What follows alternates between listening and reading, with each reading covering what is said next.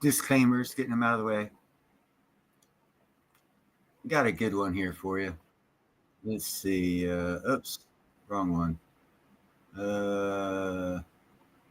Going to share screen. Where's share screen at? Share screen's right there. Oh, by the way, this is Niels on Dynasty. Please like, share, and subscribe. Be kind, helpful, and grateful. And buy yourself some silver, some platinum, and some crystallized osmium because. Yeah, that's all. Just because.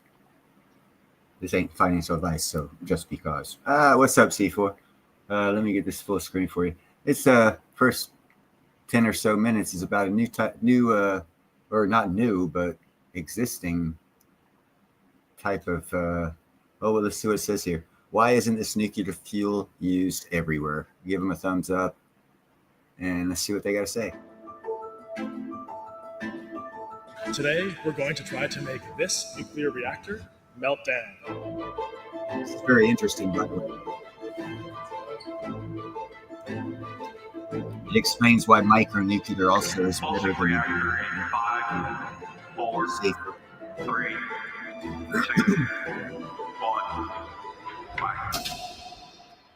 In 1956, a group of nuclear scientists gathered to attempt to achieve the impossible. Their goal? To invent a nuclear reactor so safe that it could be given to a group of high school children to play with without any fear that they would get hurt. They called their invention TRIGA. And surprisingly, there are dozens of these reactors around the US today, and many of them are located right downtown on university campuses. But if this fuel is so incredibly safe, then why haven't all the reactors around the world started using it? And how does its inherent safety actually work? This is the story of one of the most underrated inventions of the past 100 Hey, what's up, years, Mary? and what it could mean for humanity I if we bring appreciate it you back. showing up for a And to little kick bit. things off, It we're always going to helps. go to a real live nuclear reactor and put this fuel to the test. Let's go. We're on UT Austin's campus, and this building might not look like much, but within these walls is a nuclear reactor.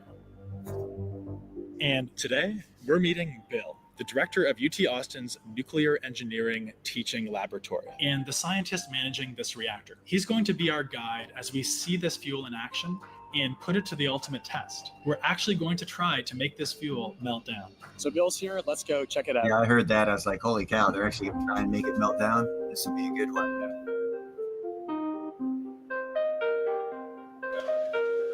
Just to know how little people have been talking about Clean. nuclear over the past That's what we like to hear. 40 years. Yeah, so we're going to do a reactor pulse. What we're going to do is set the reactor up into a subcritical configuration. So what that means is the reactor is shut down. The transient rod, which is one of our control rods that we can actually pneumatically fire out of the core, will actually be placed fully inserted in the reactor. We'll then apply pressurized air to the rod, which will then actually cause that rod to lift up and eject from the core. As it's traveling out of the reactor is then going to go critical at some point when it's at some particular height, and then the reactor will go supercritical. And once it's supercritical, the power in the reactor is going to start going up really fast. It's then going to start producing heat in the fuel. As that heat's being produced, that's going to cause the uranium zirconium hydride reactivity feedback effect to cause power to go back down. If you think about it, this is crazy. Hey, Rule number girl. one in nuclear reactor operation is to not Don't take a smart iron worker and not give him a job for a year and a half. All he does is research. rapidly remove the control rods. The control rods are the things that normally slow down the nuclear chain reaction, and in any other reactor, rapidly removing these rods could cause it to melt down. And Bill is telling us that we are about to rapidly remove the rods, not by hand, but by using compressed air to eject the rods at an even faster rate. Why would Bill let us do this? This is the magic of TRIGA fuel. But before we eject the rods, let's dive a little deeper and explore how this safety mechanism actually works. This is interesting part. So this is our fuel elements. The fuel itself actually sits in that space right there. The zirconium hydride is instantaneous, unstoppable effect. It's due just to the physics of the fuel. And so it's what makes this reactor what we call student-proof. That's why we use it as a training reactor. You can come in here, you can run the reactor all you want. There's no way you're going to break it. The fuel will survive any event that we can do out here. So what exactly is TRIGA fuel? Its chemical formula is uranium zirconium hydride. Zirconia. The uranium part is what releases the energy in the form of heat when it undergoes fission. The zirconium is there for structural integrity, but the hydride part actually means that there are hydrogen atoms, i.e. protons, distributed all throughout the fuel. So what's the point of the hydrogen? Here's Bill again to explain. There's hydrogen then integrated into the fuel material. So when fission reactions occur, uranium fissions, creates fission fragments. Those fission fragments deposit heat inside the fuel. So the hydrogen atoms then start to move, to vibrate. And as they start to vibrate, then whenever the neutrons come in and scatter off of that hydrogen, instead of losing energy, the neutrons will gain energy. And when that occurs, then it's going to try to drive power back down. For nuclear fission to continually produce energy, you need what's called a chain reaction. This is what happens when one uranium atom splits, releasing energy, but also releasing 2 to 3 neutrons. If each of those neutrons goes on to cause another atom to split, very quickly you can get a lot of energy released. But the thing is, when these neutrons are released in each splitting, they are by default going too fast to cause another split. What you need is something to slow down these neutrons, so they will be more likely to go on to split other uranium atoms. This is called the moderator. In traditional nuclear reactors, the moderator is also the coolant. It's the water flowing around the core to keep it cool and take the heat away to the turbine for power production. The hydrogen atoms in the water are what slow the neutrons enough to allow them to go on and split more uranium atoms. Uranium zirconium hydride fuel is unique in the sense that the moderator is inside the fuel rather than the coolant. As Bill said, when the hydrogen, aka hydride, in the fuel gets hot, it becomes a worse moderator, meaning the neutrons remain fast and are less likely to cause fissions. And as a result, the chain reaction slows. And while other hypersafe fuels like TRISO are able to achieve inherent safety in different ways, only TRIGA fuel can maintain such a high energy density, 10 times higher than TRISO, which makes the best potential for achieving strong economics. So with all that being said, we are now ready to go actually try to make this nuclear reactor melt down the nuclear reactor. Let's go. You want to come up here? Get up here. Reaction tied. reactor. 5, 4, 3, 2, 1. Fire. Holy shit. Wow.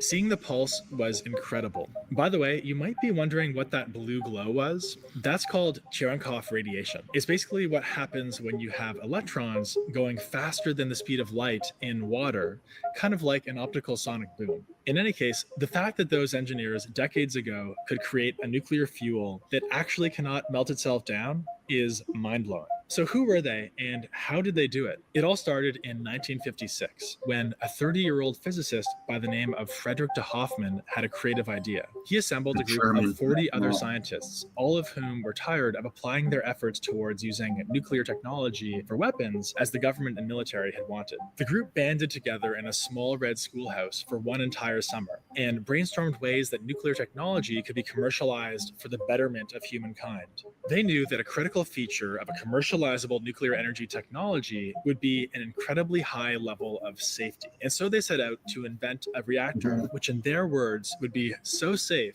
that it could be given to a group of high school children to play with without any fear that they would get hurt. 3 years later, they had already finished the design, built and licensed a prototype, and they hosted a grand unveiling to demonstrate the incredible inherent safety of their TRIGA reactor. The reactor was a hit, selling 60 copies before the program was shut down. But you might be wondering, if this fuel is so incredible, then why was it never used commercially for power production? It turns out there are 3 main reasons. First, most of the reactors around the world today are water-cooled. While water coolant works for a TRIGA reactor meant for university students, it doesn't work well for power production because the water can't take the heat away fast enough.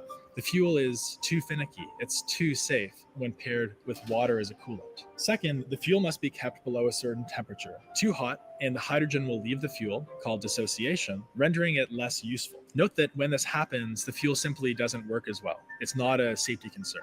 But yeah, there is the issue that if you go up to higher temperatures, you potentially could dissociate the hydrogen out. And if that hydrogen leaves, then there's What's nothing up, Gerald? there any longer to cause the reaction to happen. Yeah, if you lost the hydrogen completely. So what would happen in our fuel here is first, if the hydrogen actually Well, that's good to dissociated, hear, would come brother. out as What's up, hydrogen Pete? gas, and it would be stuck in the space between the fuel slug Anytime you go and to the cladding Washington, you need to material. come So it back could and still take, like, provide some degree of Clorox, moderation, but it wipe would no off all longer the provide that slime. temperature feedback effect because it's no longer integrated into the fuel. And third, scientists at the time thought it wouldn't make sense to use this fuel for power production because it was more expensive to make than basic fuel. This was at a time when reactor designing was like the Wild West, and regulatory and safety requirements were less stringent. What has occurred over the many years is that as we've discovered new potential issues with reactors, we add additional safety systems.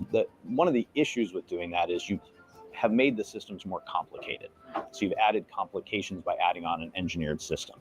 The future of reactors is actually not really to do that. The future of reactors is to go back to the original design. And so by using things like uranium zirconium hydride, you can allow the fuel to have the physics to survive these events as opposed to having a movable engineered system. The other difficulties you would have in creating a gigawatt class reactor from the inherent physics of zirconium hydride fuels, it will work, but it will require certain changes to the core structure, to the fuel structure. So I don't Right on, think Gerald. anybody was willing to go to the effort to make all the design changes, testing the fuel, building a whole new fuel factory to do this, applying for licenses to basically re-engineer what we know today as a Westinghouse PWR. And if you could find a way to resolve the water coolant and hydrogen dissociation challenges, you could be left with a pretty incredible reactor design. That's exactly what we're aiming to do at Allo Atomics. We fundamentally believe that if nuclear will ever be ubiquitous, it should be as inherently Right on. safe as one of As long those as you catch university something research edible and it's reactors big. on downtown campuses. Our co-founder and CTO, Now, if you're out looking Yasser for Arafat, fucking, started the Marvel what the hell is program the at name of that INL, shit? one of the major nuclear labs around the US today. The program started in 2020, Gulf of and in Mexico, they 30 used to have, months, the team was cocaine, able to finish the design of the first new advanced reactor in currents decades. to This get reactor drought. uses uranium zirconium Some guys would go out hydride fishing. as There the was a fuel, special along word with we liquid used when we went metal out as the fishing for coolant. cocaine. To dive deeper on this, here's Yasser to talk about how we're engineering the Allo 1 reactor to pull off power production with uranium zirconium. I don't know. I hydride got a lot of fuel. cats, bro. You have to catch a big one. We had to do a lot of changes from the Marvel design to Allo 1 that allows us to make a high-powered, high-temperature reactor with this fuel type. And there's a ton of challenges that we'll have to solve through, and that's where a lot of the innovations come in. So the step number one is making the fuel pin diameter smaller. Because if you want to generate a lot of heat, you have to introduce a lot of cooling at the same time. And when you use sodium, the ability to cool that fuel pin becomes significantly better. So the combination of adding a coolant A sodium that has chloride very reaction. good thermal properties, Interesting. along with making the fuel pin skinnier, now you're able to generate a lot of heat and be able to remove that heat without exceeding that high centerline temperature. Also, in Marvel, the heat was being driven by natural convection, whereas in Allo 1, we have 3 pumps that pushes the coolant through the core at very, very high flow rate, high velocities. You get a lot of flow around the core to make sure we can extract that much power out as well. And that's why Marvel is 100 kilowatt thermal, and we are 30,000 kilowatt thermal in the Allo 1 design. Fundamentally, we're not reinventing the science. What we're really trying to solve here is Change use that physics. proven technology and trying to come up with a configuration that makes economic sense. Despite our optimism that this will work out, not everyone thinks the hydrogen dissociation issue is something we can actually solve. The other thing that is probably the biggest concern is the fact that you have this hydrogen dissociation. So as you get to higher and higher temperatures, the hydrogen comes out of the fuel, right, or comes out of the solid matrix and pressurizes the element. And so we're sort of have a balance between the safety and your ability of the fuel to handle higher temperatures. The main challenge with this fuel type is the fact that the uranium zirconium hydride has hydrogen fused into the pellets. And if you exceed that temperature where it's too hot, like around 650 to 750 degrees Celsius, then the hydrogen tends to move out from the hot zone to the cold zone. When the hydrogen leaks out of the fuel and it's doing this trickle over a few years, you're going to eventually lose enough to where you're not going to be able to maintain the chain reaction anymore. The key is to design the temperature profiles and barrier materials in the core just right. All right, enough about this. I'm already bored with what he's talking about. What I want to talk about is this next screen. Right here. Excuse me. Go full screen on y'all. Because I know y'all heard me talk about this one. OKOL. In 1 month, up 70%. In 1 month. Look at this. $37 back in Friday, May 16th. What is it now? Okay, 36. Now it's 63. Holy shit. Remember me talking about this one? I was talking about it back here. I'm telling you guys. Gotta watch out for these new what do you call it? Micronuclear projects. They are kicking booty. And you're gonna love it if you have any of those stocks. If you'd already bought them, you'd really love it. And let me go back to share screen again, show you a little something here on another stock that I've been talking about. And this one, obviously, Clean Air Metals. Been kind of bumpy ride. Hold on, wait. On the 1 month chart, it hasn't been a bumpy ride. I've been telling you all about it back here. I told you it's 0.030303. Then boom. Now what is it? Oh shit, it's up 25% in 8 days. You know what that means for this Clean Air Metals? That means it's going to go up, up.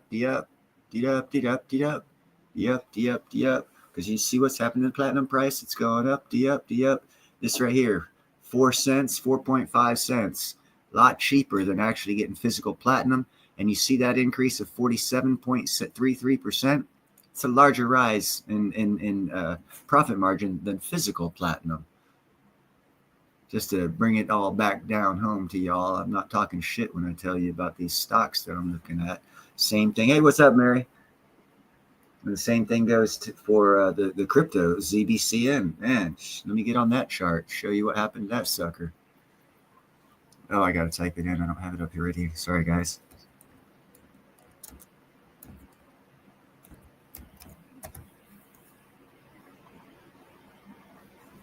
It's a loading. Now I got to go to share screen again. Show y'all what this is all about. Remember me talking about this one. When was it? Let's get up here. Where's these dates? Yeah, somewhere around here. I was talking about this one. Now look at it. Ooh, yeah, it's back down. But man, it's at 0.004. When I was talking about it, it was down here at, well, real low. Real low. Even this is real low comparatively to what it is now. And it's got more upward motion to go. And there, a good crypto to get into. And I'm gonna give a prediction. This is a prediction. This is not financial advice. This is a prediction.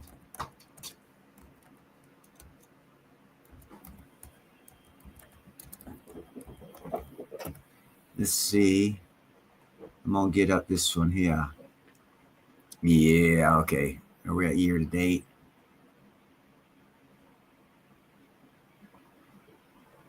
Yeah, okay, here we go. I'm going to share screen with you here real quick. Sorry, guys. Got a lot of buttons to push and a lot of tabs to jump back and forth through to get you this great information on not Joe's stock picks. This is Neil's stock picks. I see some good morning stackers up in here. That's algorithm. What do you see in that chart?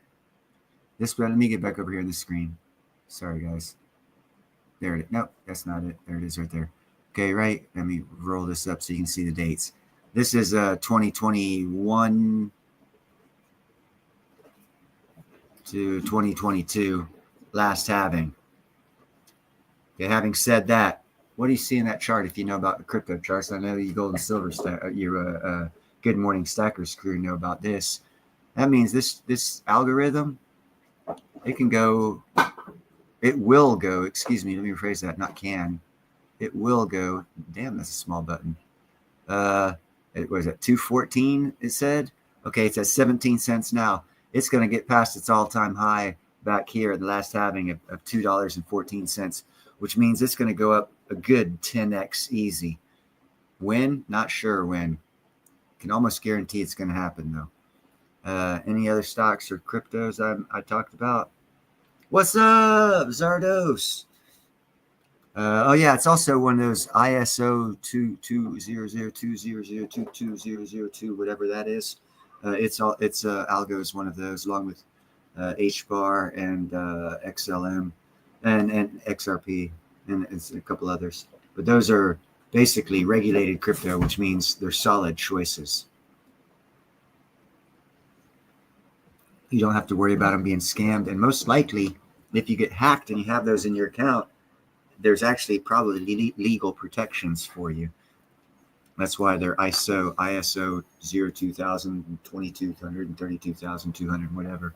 It's a regulated, government accepted, compliant crypto.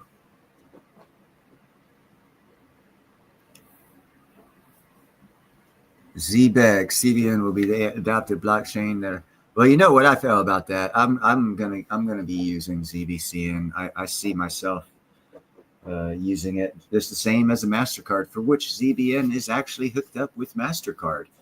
They're the digital, in my estimation, even though there's going to be lots of them out there. I look at it like after World War II. After World War II, we had crap loads of, and I'm just taking one sector. We had crap loads of deuce and a half trucks. We had crap loads of veterans that could drive deuce and a half trucks. You know what happened?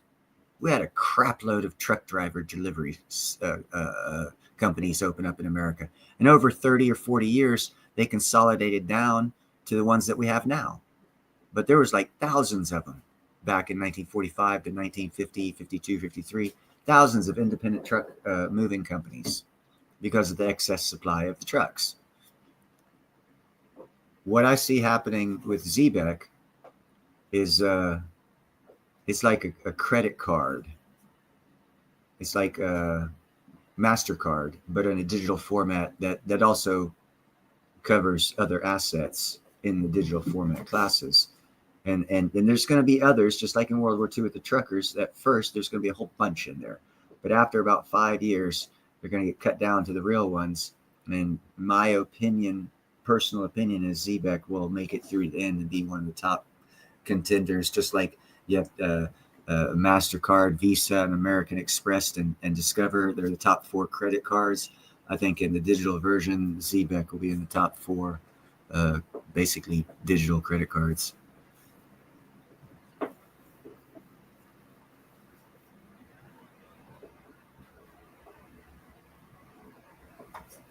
You talking about those two cryptos are your calls that are going to pay for the patent? Is that what you're talking about, Gerald?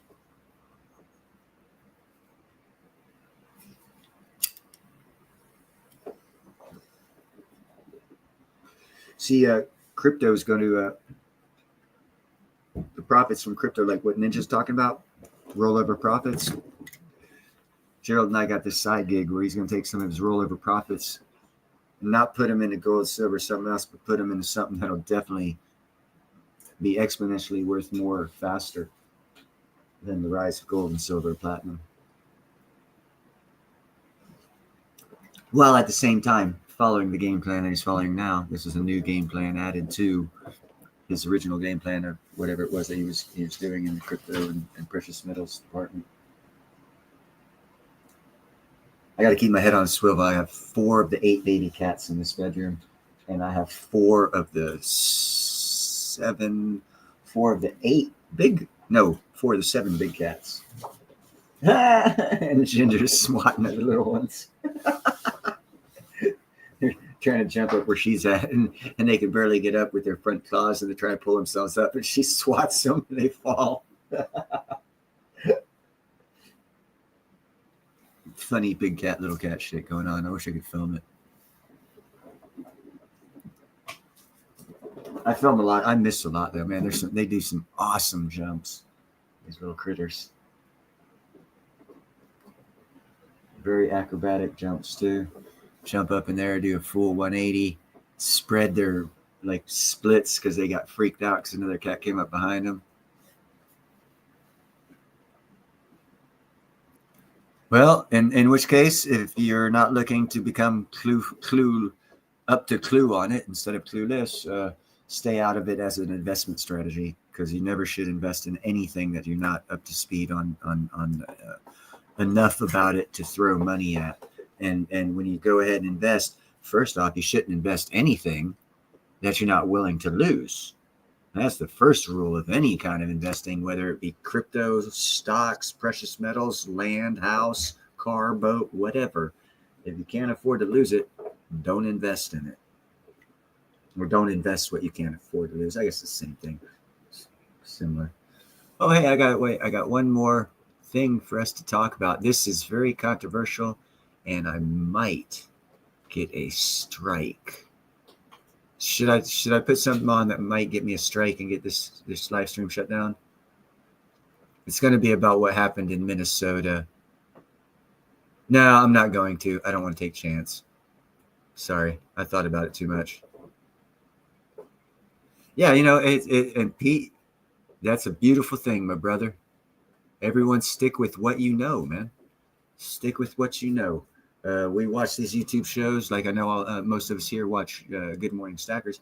A lot of things he talks about, I'm not into, so I don't know about them. So I'm not going to get into them. And I'm already into what I'm into. And so until it plays out, I'm kind of just sticking with what I know. And I'm not adding to my plate too much right now. But I was into crypto. It was like 2 halvings ago. So I was in crypto like 9 years ago. I got real good at it and figured out, the plays and how it operates. And so it's not new to me. And quite frankly, the crypto that I talk about, other than ZBCN, which I believe it might have been, but I'm not sure. The other cryptos I mentioned were around 8 and 9 years ago, meaning they're not the Ponzi's. Like I've said before on the live stream, there's like 10,300 crypto right now. Well, 10,000 of them are going away after the halving, and there's only going to be 300 solid projects. Not exactly 300. It's going to be a much smaller number than what it is now, because most of those projects are BS, and they give actual true crypto a bad reputation because of it. And what it is it's just greedy individuals looking to take money. And there's a lot of that because it was wild, wild west there for a while. That's why I kind of sort of am digging on that ISO 2000, 2000, whatever, because it's a government accepted crypto, basically. Part of it's accepted as part of the digital overlay onto our existing economy, which means it has to meet the regulations for financial institutions and whatnot, which means it has to be semi-regulated, which means they're a solid crypto investment more than any of those other cryptos. So yeah, definitely. No, I'm not going to get a strike. I'm not going to throw it.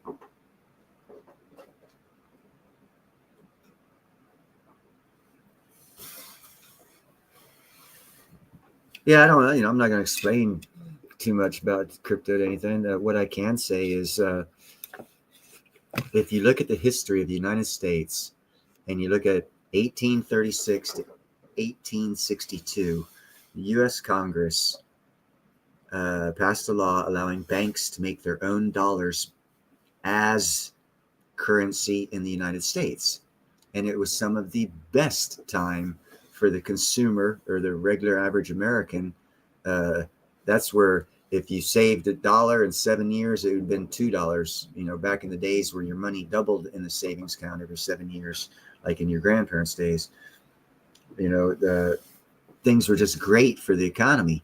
And what's happening right now is, our world's only so big. We can't have too many people. We can't do whatever, this, that, the other. But what we can do is we got this new technology, and we're going to layer it onto our existing economy.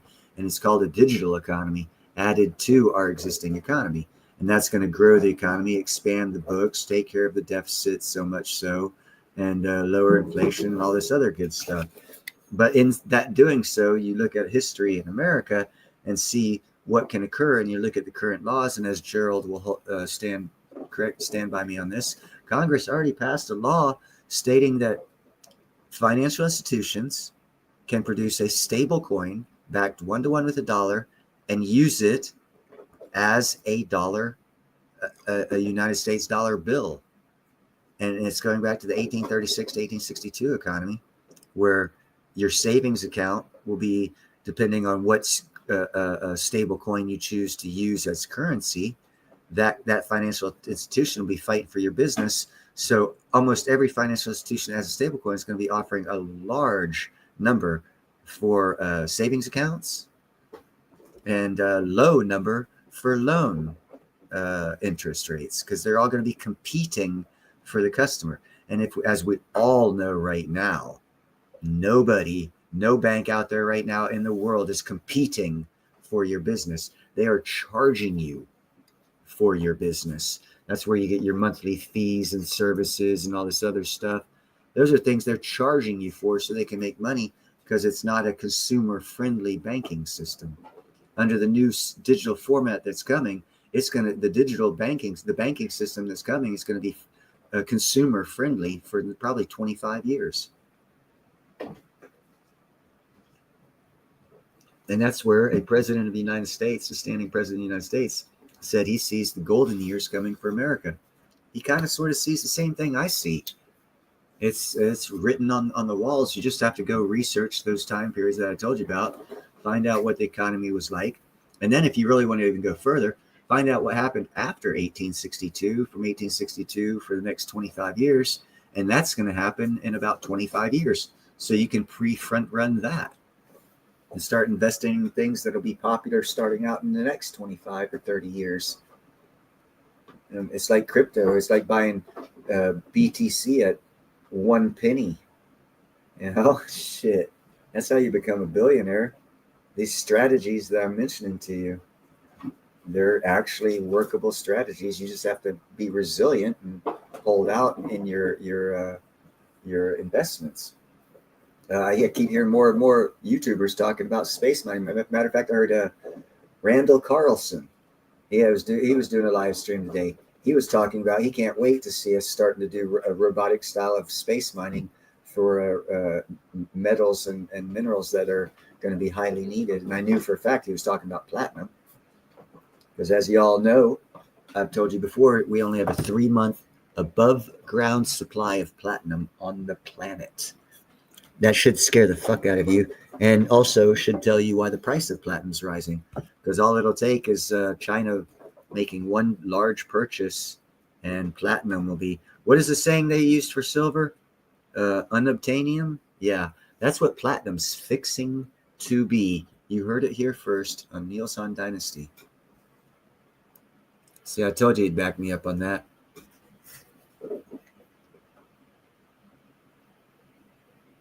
Yeah, I haven't read the actual regulations that those financial institutions have to fall under, but I do know that the law was made allowing them to do it, and that's as far as my research went, because I don't need to know any more than that until they finite their individual systems, and then I'll figure out which one's the best one to use that's most profitable for me to deal with, and I'll deal with them at that point in time. But I do know it's coming. And I am looking out, and actually I gave a list of, I think, 7 financial institutions that were seriously looking at creating a stable coin, and PayPal actually was one of those. What was that? No reply on what, Zardos?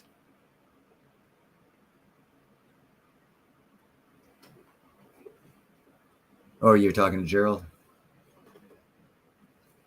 Oh, I got a kitty cat climbing up my back, and I only have a t-shirt in, so I'm feeling all those claws. It's like an unwanted acupuncture, and not specifically targeted. It's just random hits. All right, baby, you need to quit that. Oh no, another one's climbed up here. Holy shit, I'm getting attacked.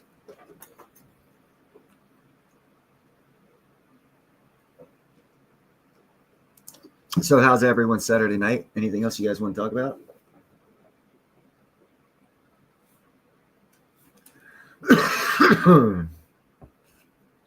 I'll take that as a maybe. If I keep talking, you'll write down something. Hey, you guys, be nice.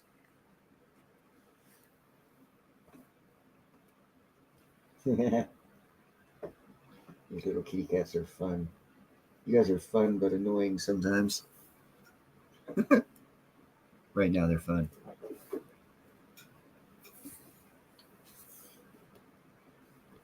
Oh, what are you doing tapping on my belly with them claws? Let's see. Yeah, let's look at another good.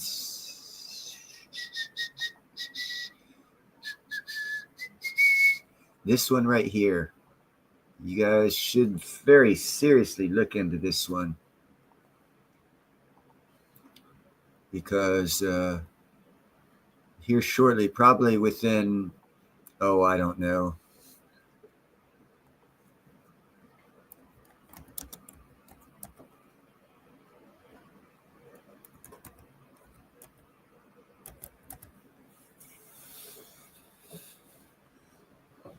Marijuana stock. President Trump will be announcing sometime this year that he is going to legalize medical marijuana nationwide. You see the name of that stock? It's a medical marijuana stock. What do you think is going to happen to that price as soon as Trump does that? Hold on. Before you say anything, let me go back to the actual chart here. Days. Let's go to max. Look at this. Its start date was 2003. And since, well, the first time it hit -2, oh, well, not 3 zeros and 2, but 1 0 and a 2. Okay, so it was 2 cents back in 2005. You see that flat line? You know, according to Wall Street own rules and regulations, and look at the dates, that's like 2008 to 2025, so that's at least 18 years. According to Wall Street's own rules and regulations, a non-performing stock of 5 years in a row is taken off the stock market. Have you noticed how many 5 years this is? You see 5 years, 10 years. Ooh, working on 15 years of non-performing stock.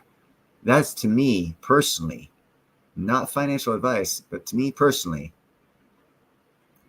that is a tell that Wall Street is keeping that stock on there for a reason. And then I hear President Trump, actually I found out the DEA and the Justice Department back in November 6th, 2024 started working on the paperwork to deschedule marijuana from a Schedule 1 to a Schedule 3 drug. And then I did a little research on what that meant.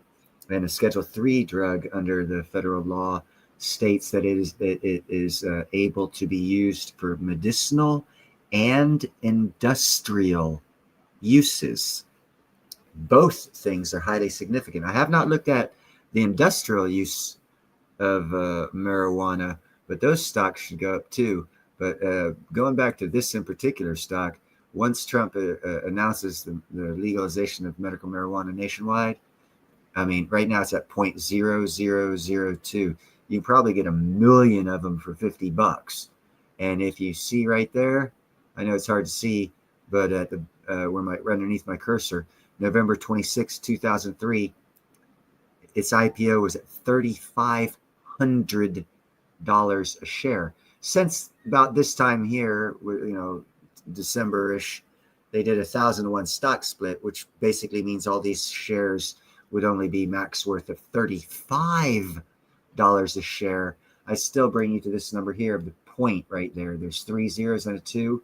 So it can go this way, 2 zeros, a 5, and a 3, and it would be considered its all-time high of $35 at a $3,500 IPO, which is right here, $3,500 IPO. 1,000-to-1 brings that down to $35. It's now at 0.0002. So to me, that's a no-brainer, along with the fact it's been on the stock market, listed on the stock market for close to 15 years of non-performing, which goes against every rule and regulation of the New York Stock Exchange. Yet, there it is. So I find that one to be highly interesting. And again, $50 gets you 1 million shares. If it goes up to fucking 10 cents, that's like 1,000x. Who the hell wouldn't love that? And as soon as President Trump talks about it, as a matter of fact, let me, I will get you some, let's see, NE stock chart. I'm going to see 6 month. Nope, 1 year. Make it easier. Come on, guys. Make it easy for me. Okay, they're not going to make it easy, but I'll do it anyhow. You're going to have to pay attention to my cursor. I'm going to share screen,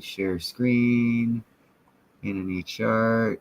Come back over here, make it full screen so you guys can see it a little better. And when we go to this right here, where my cursor is at, let's see. Right around here, April, May-ish, somewhere around here, I told people, buy this stock because Trump's going to talk about micronuclear. Trump talked about micronuclear. Son of a bitch jumped. No, hold on, wait. That was back here that happened. Yeah, 24. Okay, back here that happened because it jumped up into close to 45 because it was like 24, 25 when I was telling people about it. So it's back here.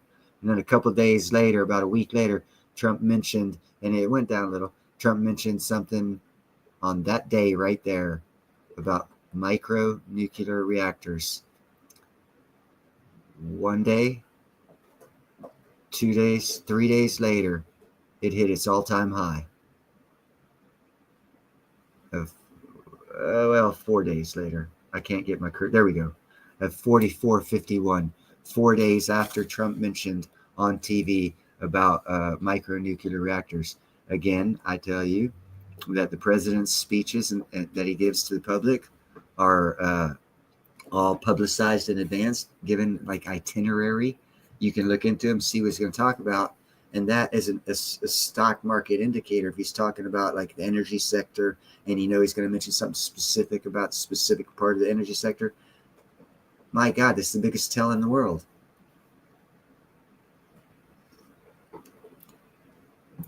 You know, and I saw that. And actually the gentleman here is he's in chat. He'll tell you about it. He bought it 3 days before that happened.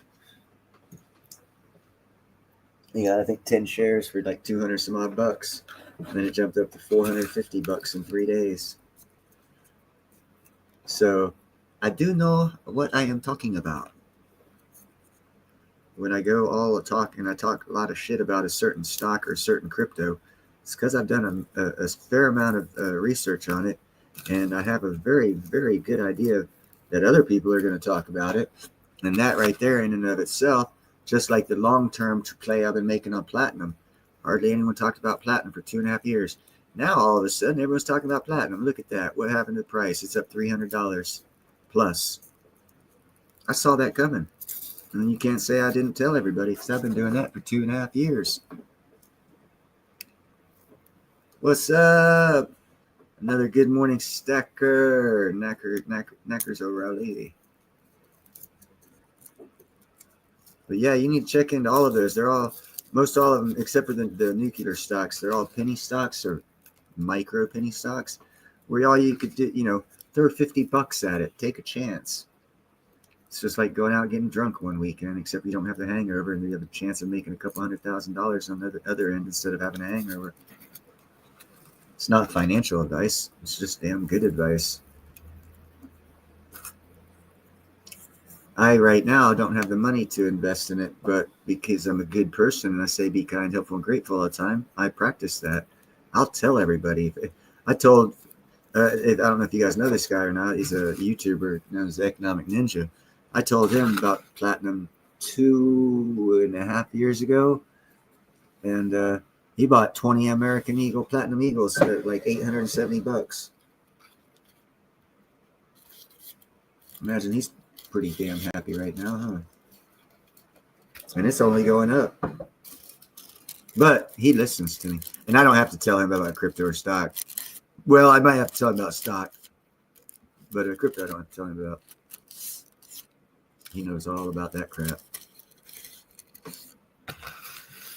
That's another thing, Digibyte nodes. I don't know anything about that, but apparently it's a big thing, and I kind of sort of agree, not knowing anything about it, that under the principle I understand, and the principle is sound, and principle is all you need in the business world to get millions of dollars of loans, is draw out a good format, a good business plan, and show how it'll work.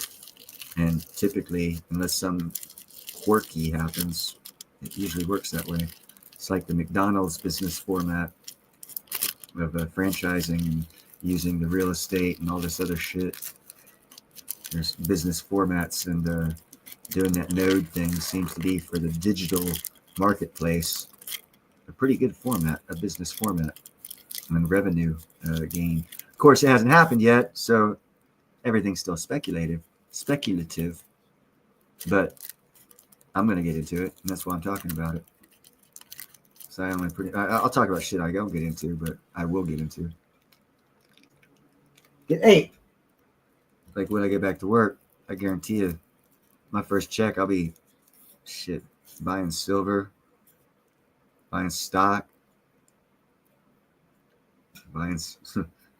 replenishing my pantry, and yeah, but definitely getting some crypto and some stock and replenishing my pantry, so you can see the relativeness of the importance that I'm placing on getting the stock and crypto investment. It's up there with resupplying the pantry, because I'm getting in a little late. But that was a choice I made 30 some years ago to be an iron worker, and I didn't see this coming. So even smart people are stupid, or get caught in this. It's like the theory of stupidity by Dietrich Bonhoeffer. Everyone gets caught up in it. I got caught up in the economics of life, and was just having fun and shit. Next thing you know, I looked around, I was like, holy mother of God, I need to change a little bit. And for the past couple of years, ever since I started my channel, I've been, redirecting. That's how I know I'll be successful when this shit happens. And then preparing and positioning myself for it. And I hope other people have been too.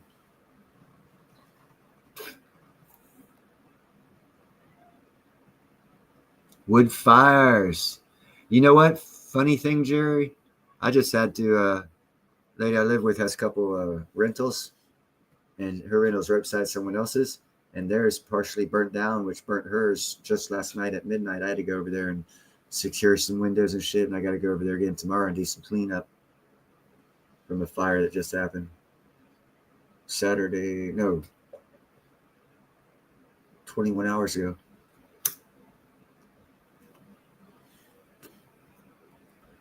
So it seems to be fire is in the air.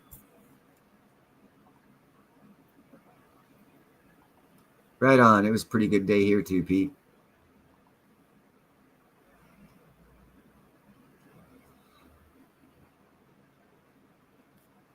Yeah, but he's getting paid overtime for being at that fire station for that long. I think their contract would probably say something like anything over 8 is from 8 to 10 is time and a half, and anything over 10 is double time. And they probably have something over 16 to get double time and half or something. The fire department, their union's pretty damn strong. And of course, who's going to say no to a fireman? No, we're not going to pay you. Okay. See what happens at the next fire, motherfucker. Okay, you get paid. No, that's not volunteer. Volunteer fire department is different. If you're a volunteer fireman, your dream job is to be a paid fireman, because you do the same thing, but for 10 times much more money. What's up there, JM? This is Saturday Night Live without any of the stars, and the jokes are crappy. That's why I have a small crowd. I think Saturday Night Live on TV had a couple million people watching it, but they also had Chevy Chase in the day and a couple other good actors or comedians.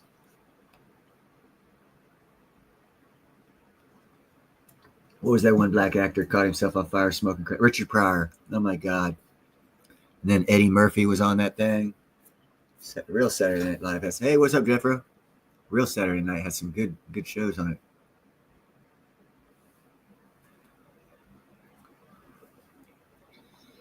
That motherfucker should be in the army as a medic, field medic. He could carry 2 people off the field at once. That fucking big.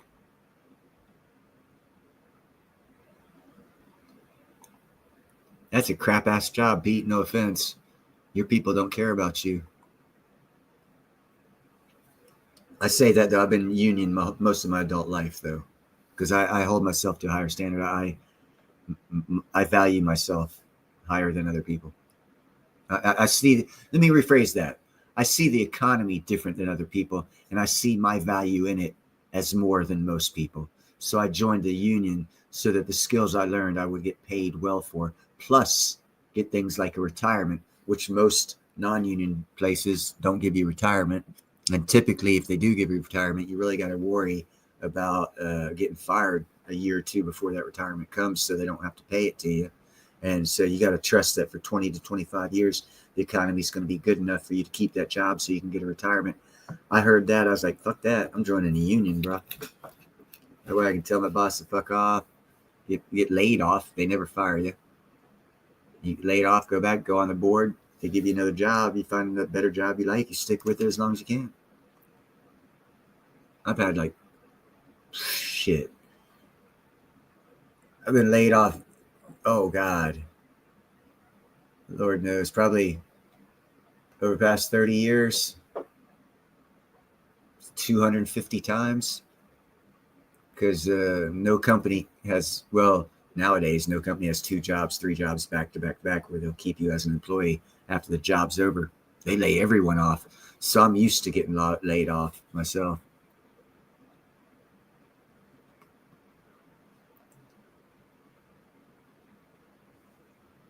And that's a problem of bureaucracy.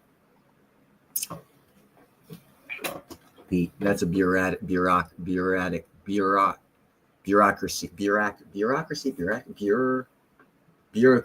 It's a bureaucratic issue. We're actually facing that here in America, and they're finding out with the years of lies that we were told about how we need immigrants for the low-paying jobs. They've actually proven economically that's a lie here in America. So hopefully your country can pick up on that. Some of your more conservative working class politicians can pick up on the statistics that America will be creating over the next 3 to 5 years, and you'll be able to follow suit. CJM, different career choices lead to different lifestyles because of the career choice. I know a lot of people freak out when they hear I get laid off a lot. They're like, wow, their first thought is, wow, you must be a shitty person or a shitty worker. No, I'm not. Dude, if I stayed on one high rise for 20 years, you wouldn't be able to afford to walk in the door. It would cost so much. Hell, last high rise I built, it was already bad. It was the 57-story downtown San Francisco. And, oh, what the hell was that road? It's just downtown. Let's see, you got Market, and then one other street, and that's where it was at. Oh, it's been so long since I've been there. It's been like 7 years since I've been there. Anyhow, from the 41st floor, it was residential up to the 57th, and there was like 6 units on the 41st floor. Started out at $7 million for a fucking 41st. I mean, they maybe had 4,000 square foot on the 41st floor of a downtown city location. $7 million. Screw that. But if I had to stay on that job for 5 times as long, that $7 million apartment would have been $35 million. And that's the whole point of it. So, you know, when you get, they push you to get the job done fast so that they can actually sell the place at a reasonable price that someone will pay for it. So they have to lay off. I mean, Turner's a big company. They lay off all of their field workers before they lay off their office workers, even though they make the money off the field workers. It's the exact opposite of how it should be. Hey, good night, Gerald. You take care, man. Sleep well. Enjoy your fishing trip. Happy Father's Day.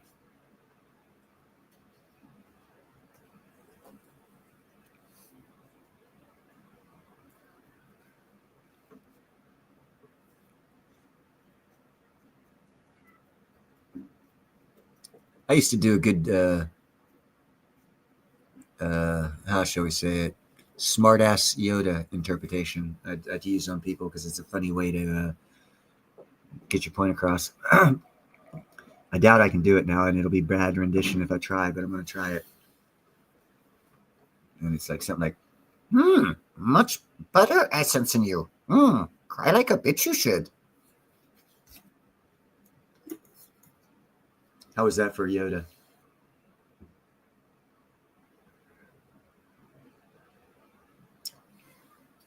You need to move to America, man.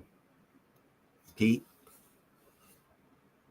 Just wait till you hear what happens when the Canadian provinces. Oh, well, thank you, JM. When the Canadian provinces join the United States, see what happens to their economies. They're going to boom. Lower taxes, higher wages. It's going to help out the American dollar as well.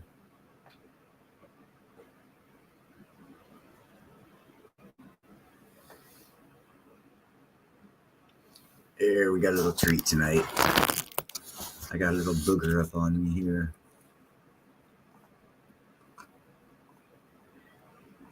Are you still here, little booger?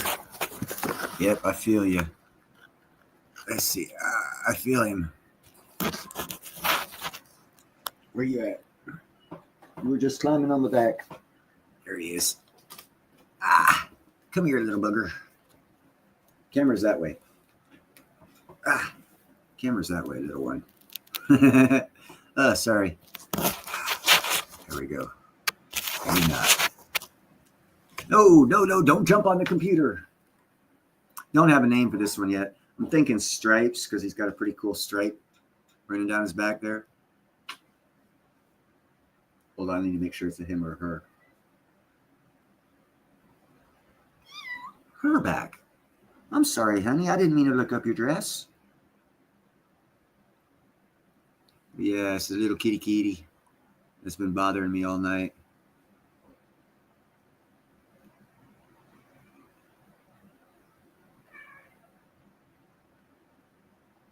Dude, you don't even know. I mean, you know, Jethro, but I was one of my first on my own companies that I actually was successful, but I gave it up because I couldn't handle it. Was a subcontractor framer in Florida, and I got a tract of houses. There was like 100 tract houses to frame out. It was for Eglin Air Force Base in Fort Walton Beach, Florida. And I framed out 3 of them. They wanted them done in 3 days. And the amount of money they were going to pay me meant that I had to work and I could only hire 2 people. And I had to have a whole freaking 1,800 square foot house dried in, framed and dried in 3 days. Tell me there's quality in that. This was back in the late 80s. Yeah, no, it was late 80s. And they sucked back then, dude. They sucked real bad back then. So I can only imagine they got worse. And if you look at the LA fires, that was all orchestrated by regulation. They regulated. Yeah, they are growing up fast, JM. They were eating dry food at 6 to 7 weeks. It's like, holy shit. Yeah, they do. They slap them up. I would never buy a new house. The houses I'm looking at right now are built in the 70s, 80s. They get, and 80s even. I like brick. No, I know it. I got an idea of housing to where I wouldn't.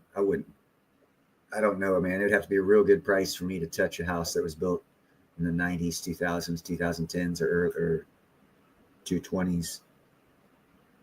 Because the quality I know sucks ass.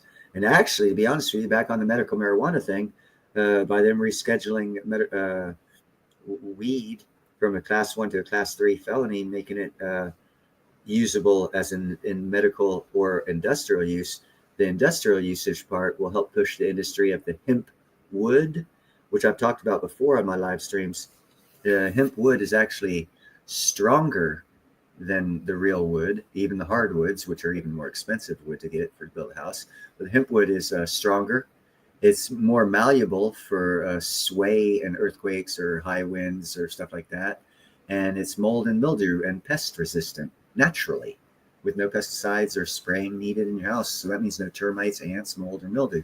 So once they reschedule marijuana to a class 3 felony, and industry says, hey, so if I have 1,000 square acres here in America, I can grow enough hemp and make the wood to supply all of America, and it's a renewable resource on that same 1,000 acres year after year after year after year after year. What do you think is going to happen? There's a big dynamic shift coming, people. I think wood sales of natural wood is going to go through the floor. I think the reason why President Trump says we don't need Canada's wood is because we don't need any wood. Because as soon as they legalize the use of marijuana in industrial usages, we're going to have hemp wood, and it's so much better a product. Stronger, lighter, more flexible, mold, mildew, and pest resistant. Holy crap. And it's renewable, so it'll be cheaper. You want the price of houses to go down? Start with your supplies. If you lower the price of the quote unquote wood you're using, you lower the price of the house. I mean, just look at the excuses they use now for the high prices. Oh, wood's expensive. Okay. So when that price drops, what's their excuse? You can throw it in their face. Sorry, the wood's not expensive. It should come down about 25% from what it was last year to build a new house, you know? Yeah, I like the old brick. I don't know, if actually specifically ranch, it'd have to do with the environment, but brick, definitely. Because you've got the 2x4 wood on the inside plus a brick exterior. So you've got extra strength for the rafters and any load, roof load or wall shear or anything like that. It's a lot better. Brick is a lot better. Stone.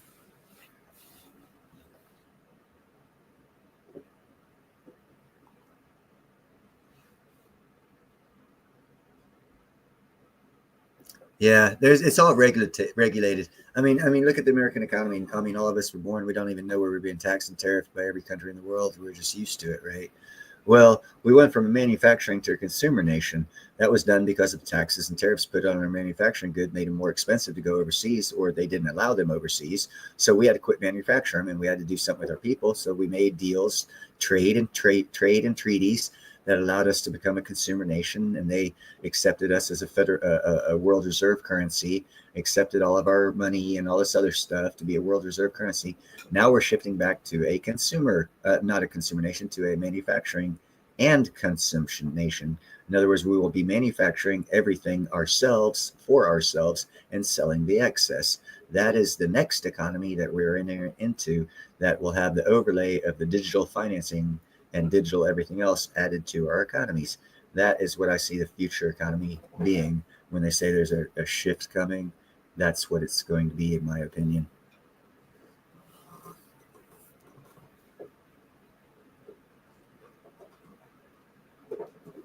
I heard that, Jeffro. I'll be happy with just 2 floors. 1 floor is cool, but it's got to be see the area I'm looking, the Southeast America. A lot of those houses are slab. I do not like slab. I like the elevated 2 to 3 foot elevated floors just for flooding and other reasons. I have always disliked slab houses, and they do a lot of slab houses down in the Southeast.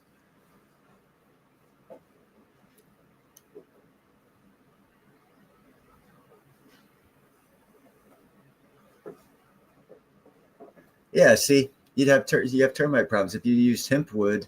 As soon as it's legal here in America, and we create an industry, every other country is going to follow, because the obviously financial advantage, ecological advantage, and every other advantage. It'll be a quick sale and transfer from wood to hemp wood. You won't have those problems. Termites, not a problem. It's probably even because it's more compressed and all the liquid taken out of it, it probably doesn't burn well. But that is not something I know for a fact, so don't hold me to that. That's just speculation, thinking of how they produce it. Just like the fiber board is a fire-resistant board because it's a real compressed fiber. The hemp wood is a very, very compressed fiber. So I'm thinking the same principle applies, although I do not know that for a fact. But all that stuff's coming. It's coming this year. So when we have a stock market crash or some other bad thing happening, there are certain things that are going to happen that are going to be good and prosperous for those that can invest in it. And that's why I put up that stock MJNA, Clean Air Metals, talk about ZBEC, ZBCN, XLM, Algo. Algo is fixed to take off, in my personal opinion, looking at the chart. Ask Joe, all you Good Morning Stackers. Ask Joe, next one. Tell him, hey, look at the Algo price. Neil thinks its time is coming. What do you think? And get clarification and confirmation for someone who actually does charts and stuff like that. I don't actually do that on my channel. I just decided to show you guys what I'm into a little bit and a little bit of why I see them doing well. That's all. And there are others that'll do well. I'm not looking at those. I find just a couple and I research them good, and then I'll just stick with those, because you can over diversify.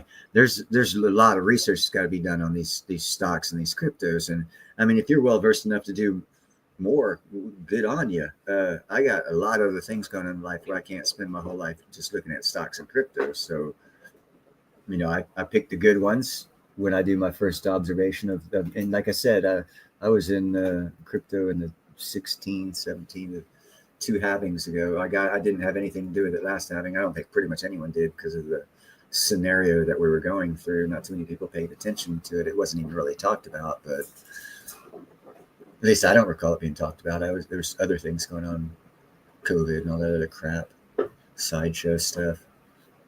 Yeah, fear-mongering stuff they were throwing in. So I've been in, I've known about crypto and was in crypto 8-9 years ago. So I'm not unfamiliar with that either. So I didn't have to do too much research, because I did thorough research that back 9 years ago when I was into crypto. I was actually called the GOAT of Jordan Cameron's show that he had. I was his #1 moderator. Algo at that point in time, and XLM actually that year, signed the contract with the Treasury Department to come up with a digital version of the dollar. That's how I knew they were going to be on the OSI 2200 000, whatever. Because I did my research back then, so I just stick with my research that I did on crypto back then.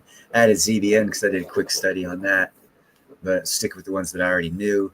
And then I got back into stocks, looked at the stocks. Then that new company came up of actually several new companies. The micro nuclear companies came up within a year, and Clear Air Metals got on my radar about a year ago.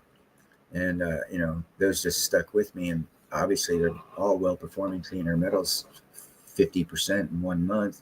NNE, fucking 800% in 1 year. OKLO, up 50% in 1 month. So they've all done well. They're going to do a lot better, but they've done well, just as well as any crypto or precious metal. That's for damn sure. And that is one thing I don't. Hey, you guys play nicer. Quit it. That's one thing I actually don't have a lot of, is silver and platinum right now. I'm actually short of the physical metals. But when I get back to work, that situation will be resolved as well. Very, very good positioning, but you left the 20% out for girlfriend. Joking, obviously. You'd have to get into business if you want to get 120% out of a dollar. Have to leverage that dollar for that extra 20%. You guys quit making noise out there.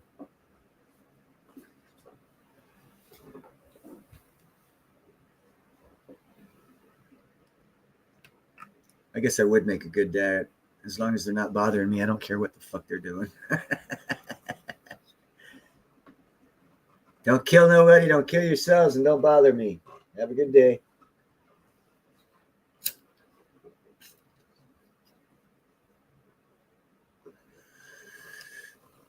That's another thing. When I go back to work, it'll be about a 5-month job.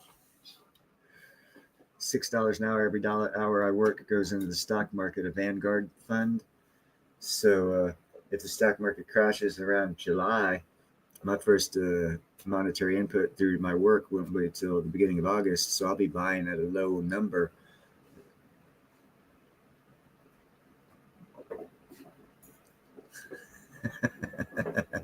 That's how I grew up, man. I remember we lived on a peninsula. There was only a bridge and one road leading off pretty much. It was pretty much an island. And parents would always tell all the kids, every parent was pretty much the same. When we holler, you come home, or you better be home before the sun sets. And you better not be bleeding, and I better not get a phone call. Bye. And that, you know, okay, guys, let's go have fun. Make sure we're out of every parent's range of sight. And if you get hurt, if you're on your own, dumbass, don't get hurt, because you'll get all of us in trouble. So we learned to have safe, destructive fun and not tell anybody. And there was no cameras, so that was cool.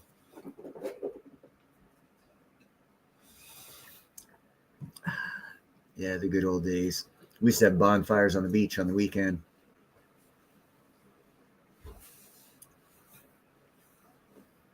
Yeah, be like the same thing when the lights turn on, you know, sun goes down, or if you're out of holler hearing range, you're getting an ass whooping. So that means, you know, stay a block or two, you know, within the house, or let them call it one of the neighbors a block away and have them holler and be able to hear that and run your ass back home quick enough.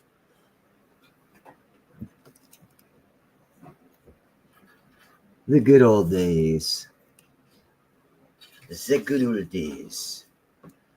Oh yeah, back that little fire that we had last night. I had to go today and do some stuff on because it's insurance claim. I'm actually getting paid for doing the maintenance and cleanup that I did, which is kind of cool because I'm charging them like $150 an hour.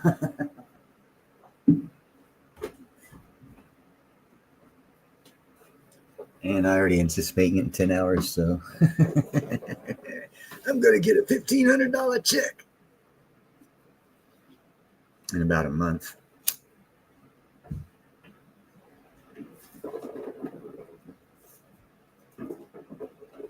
You hear all that fucking noise?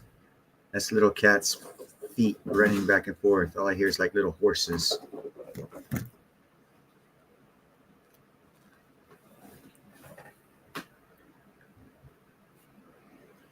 Try to go to bed at night, and all I hear is like 20 fucking hooves. And that's only 5 of the cats running.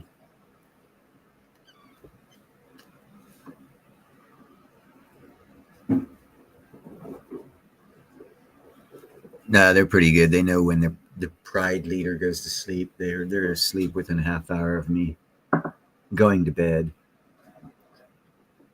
I'm teaching them. Got to teach them right. Got to raise the kids right.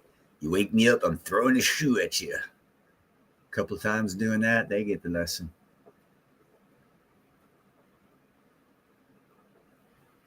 That would not, that or one of those round wheels to where one's chasing the other, and the fastest one's always in front, and the slowest one's always in behind, but they create twice the momentum.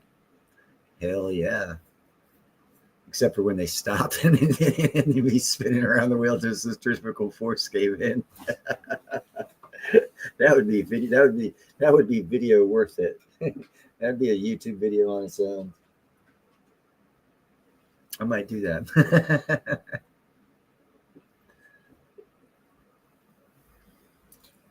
Put them on the inside of a water wheel.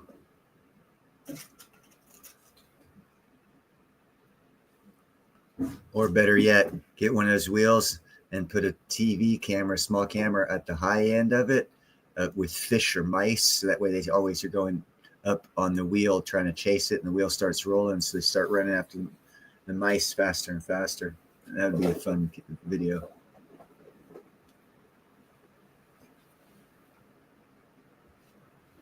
I'm kind of jealous of these guys. They got videos of their pumas and their freaking panthers and their lions at their house. I'm like, man, I want one. I want one. Mom, can I have a panther? Oh, bite, man. No, yeah, there's no rodents. None. Squirrels are very rare. birds come at their own dilemma, because I have seen feathers outside, so I know a couple birds didn't make it. Outside cats are experts at climbing these trees because they're like a wind-blown northern Pacific spruce-looking type tree, and they like grow sideways at a good enough angle to where even a human could kind of get up them easy, but cats can run up them, jump from limb to limb, and they'll catch the birds and the squirrels by surprise with the speed that they can run up those trees.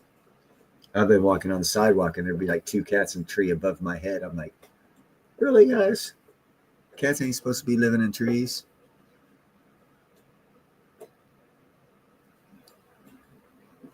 As per typical, anyone who wants to come up, you're more than welcome to come up. It is Saturday Night Live. And that's only because I'm live and it's Saturday night. Nothing more than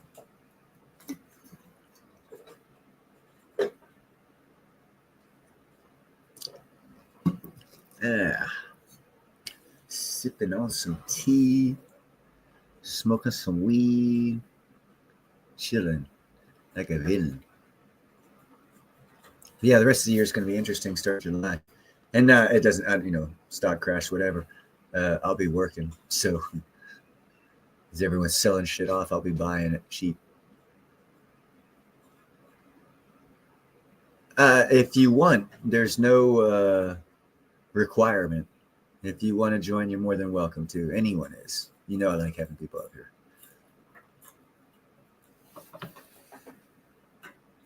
Although I was kind of upset that Independent Minion didn't have her Friday night panel for me to mess with her.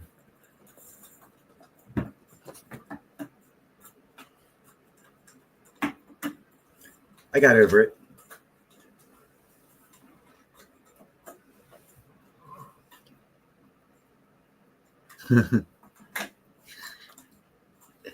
Did you hear about those? Any of you guys here when I was talking about those contact lenses that they've made? You can see infrared, and somehow, and I'm very interested to see the video of this. They said they've broken the infrared color vision, not to like the binocular or monocular, where it comes out like red and yellow for heat signatures. They said they've gotten that down to a color base of green, yellow, and red, to where you'll see the heat signatures in a distinct color pattern, and still have your regular color vision. I'm very interested to see that. That would be interesting. That would be interesting. That's all I can say about that one. I don't know. I'll probably be on TV one day soon enough. I did that one video the other day on the lightning. I'm actually going to get in touch with those people once I build my little device, and I'm going to invite them out after I get 1 or 2 strikes. And then, of course, I'm going to call Ninja down too. He told me after I get the 3rd strike, he'd come down, do a live stream on it. But I'm going to call that organization about lightning, because even Neil deGrasse Tyson did not know about that dude or his father. So they were not, and so I'm using it as an excuse for me not knowing about him. If other smart people didn't know about it, you can't say it's my fault for not knowing about him. Hardly anyone's ever known about him.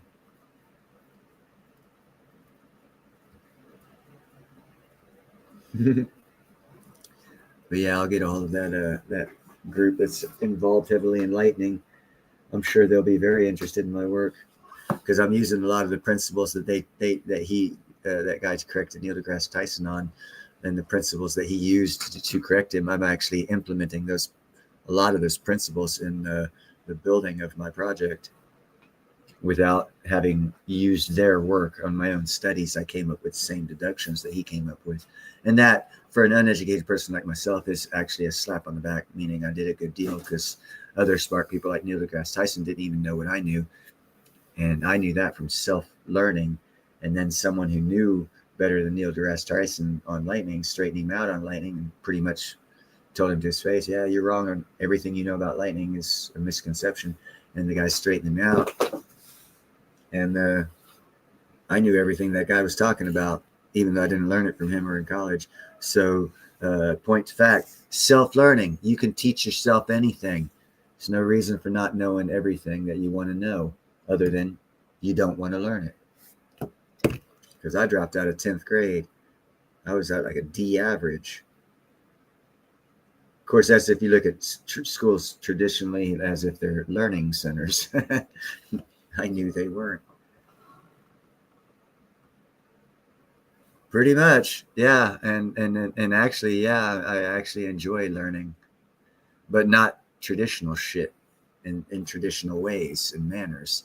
I don't know, just however it comes to me. I learn a lesson from everything. Yeah, I don't know how it works. I'm weird. I'm a weirdo. Hey, happy weekend. Happy 420. Mm-hmm. It's not 420. It is now. Okay. Here, let me wind my watch a little bit. Hey, I got one that broke on 420. Yes. I'll just break that out. Well, they say a broken clock can be right twice a day. Yep. They say you just set your clock at 420 and unplug it. Well, that or just saying, work the days backwards because you've been alive for a long time. You didn't take advantage of that. So you're owed a lot of those two 420s a day, Yeah. It all depends on your perspective. Yeah, that'll be nice in retirement. That's what I'm talking about. Hey, when I was 18, I didn't smoke, so I got to take care of those 2 days. Oh, did I tell you I won the lottery last Good night? for you. Yeah. I know. What kind of lottery? I had a gut feeling. It wasn't like the Powerball or anything like that. But Oh, okay. So a money lottery, not like a car or something like that. no, yeah, it was. Well, it was like the Powerball in that way. It was an across Canada lottery called Lotto Max. Right on. Yeah, I put $10 on it and I won 20. Sweet. You gonna buy a house? No. But that's not bad as 100% return. Well, I think the odds of that are about 1 in 10. Perspective. Have you ever bought that lotto ticket before? That style. Yep. Oh yeah. Yeah. Did No, you I win? do. I probably spend around $50 a week on Okay, lotto. so you're at a net loss. It's like a lotto machine. Yeah. Walk in with that 20. Walk in with 100. Come out with a 20, but you won 20. So you feel good about yourself. A little bit of it is on Group Lotto, and I did okay on Group Lotto a couple of years ago. Now, if you want to win the lotto, move to Scotland or England and wait till you get old. They got this old person's lotto. You're pretty much guaranteed to win it once a year, and it's between, I don't know what it is now with their economy, but when my mom was alive, it was like 35 to 5,500 pounds a year. You were pretty much guaranteed to win once a year. Okay. Yeah, I don't understand how it worked, and I never questioned her on it because I didn't care how it worked. Not a classic Pontiac Parisienne JM.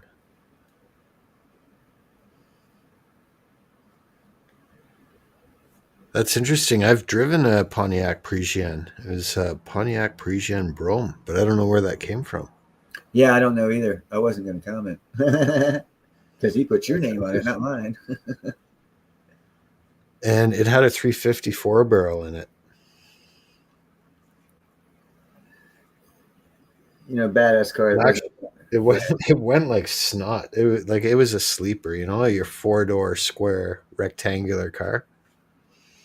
That's kind of like my Scion. I have the model XB, and apparently that model of 2011 Scion, they use this type of engine that later, after 2011, was determined to be one of the best engines for drifter car racing. You know what drifting is? Yeah, cruising around the corner with the ass end, just so you've got just slight oversteer. Yeah, there's a style of racing where they do that a lot. It's and this engine type in my car is supposedly. When last time I had my car smogged, the girl told me, she goes, "Man, that engine's worth $4,000 to $5,000," because she recognizes your little 27-year-old Oriental, obviously in the drifting. And she's like, "Ooh, this is a nice engine." I was like, "Really? I only paid $1,000 for the car, so when I go to sell it, I'll get 2 or 3 out of it." Cool, thank you.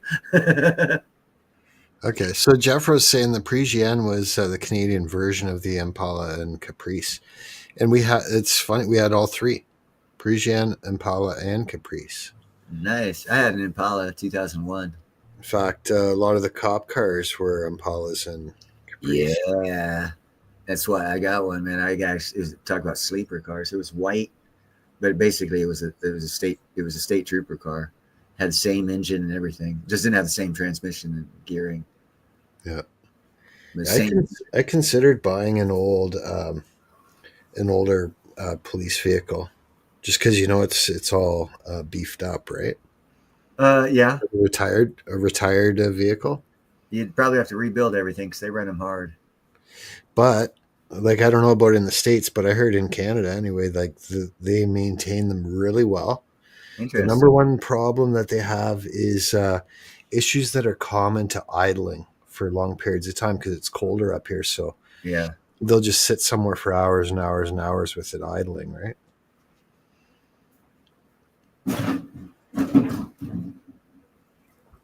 Sorry, I had to go scare a kitty cat. Came with a Rush 8-track tape. Yeah. I remember being in my grandpa's old Pontiac J6000. Was it J2000 or J6000? And that thing had the old tape cassette in it too. I have a vague memory of 8-track in cars. I remember them in the machines at the radio players at the house, but I have a vague recollection of them being used in cars. I was born in 1972, so that was right around the time when the new cars were getting, what is it, 6-track or the normal cassettes, the more current ones. And 8-track had already sort of been phased out.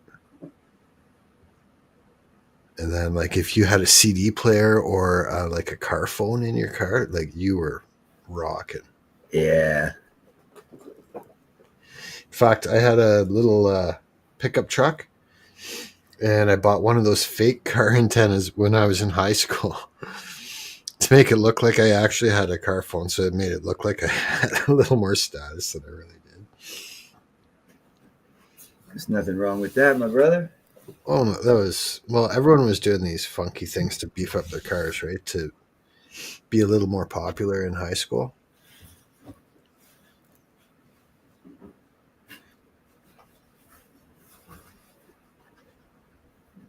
Actually, I don't even mind telling you, one of my friends used to, he was meticulous about keeping his cars clean. Like, he took really good care of them.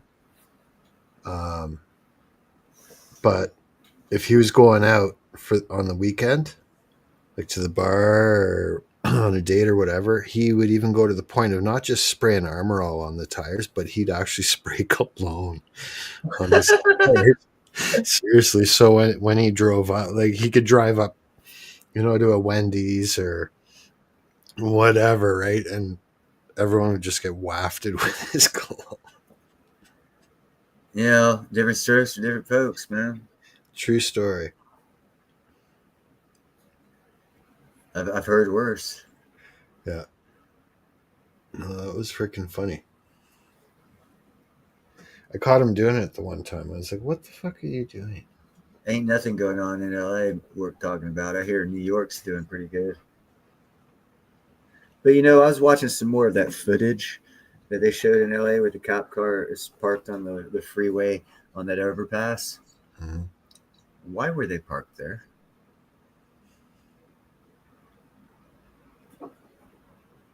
I saw no reason for them to be parked there other than to be used as targets. I actually did not see that. I didn't see that clip. Yeah, maybe they didn't show it because they realized that was a stupid clip to show. But there was like 20 cop cars just sitting on the highway right before an overpass, perfect spot for people to throw shit at. And the cops weren't in the cars. Maybe it was a staging area for them to drop their cars off and to go meet and do the riot gear thing. But Why? That's stupid because it was on a freeway. Why? I mean, just something about that just didn't sit right. I'm like, what? And I ain't got an answer on it, so it's still a question mark in my mind, which makes me wonder about a lot of the shit that's been going on and see if it's. It kind of validates another theory I've had that the whole past 4 years, Biden was staged. I think a lot of it's theater. Yeah.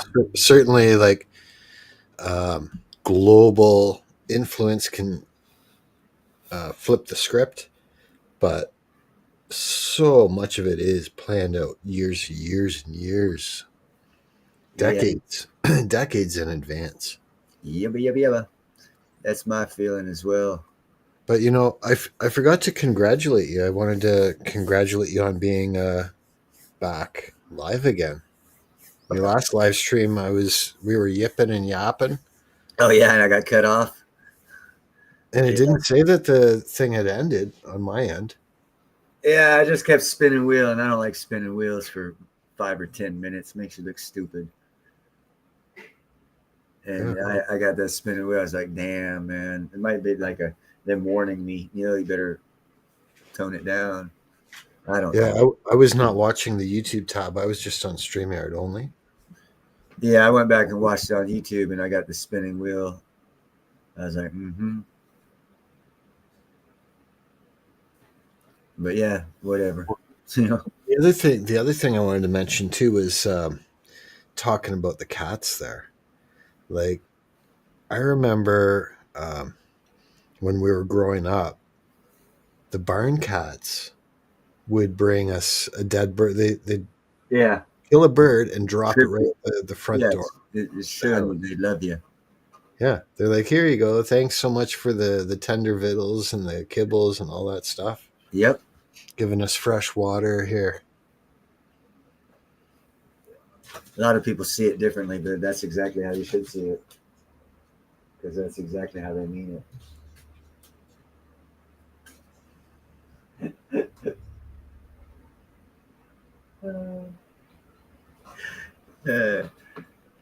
Cats are fun. I do like cats. I saw you picking up the little kitten there, what, about 15 or 20 minutes ago? Yeah.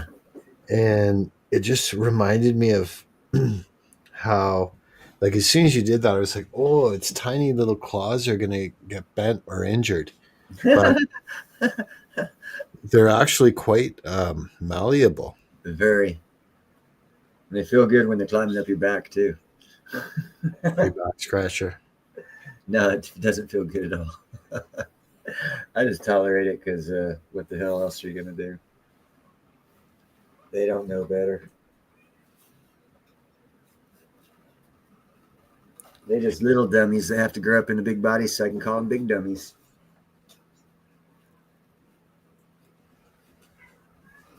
Like that one meowing right now. What are you doing? Yeah, she's got a little ball in her mouth. She wants to play, but then I got to play with her and she runs away. Oh, it's going to be like a cat house in there. Oh, it is. It very much is. That's why I need a bigger house. And actually, when I move, as soon as I get the yard fenced in 100% secured, my inside cats will be inside-outside cats.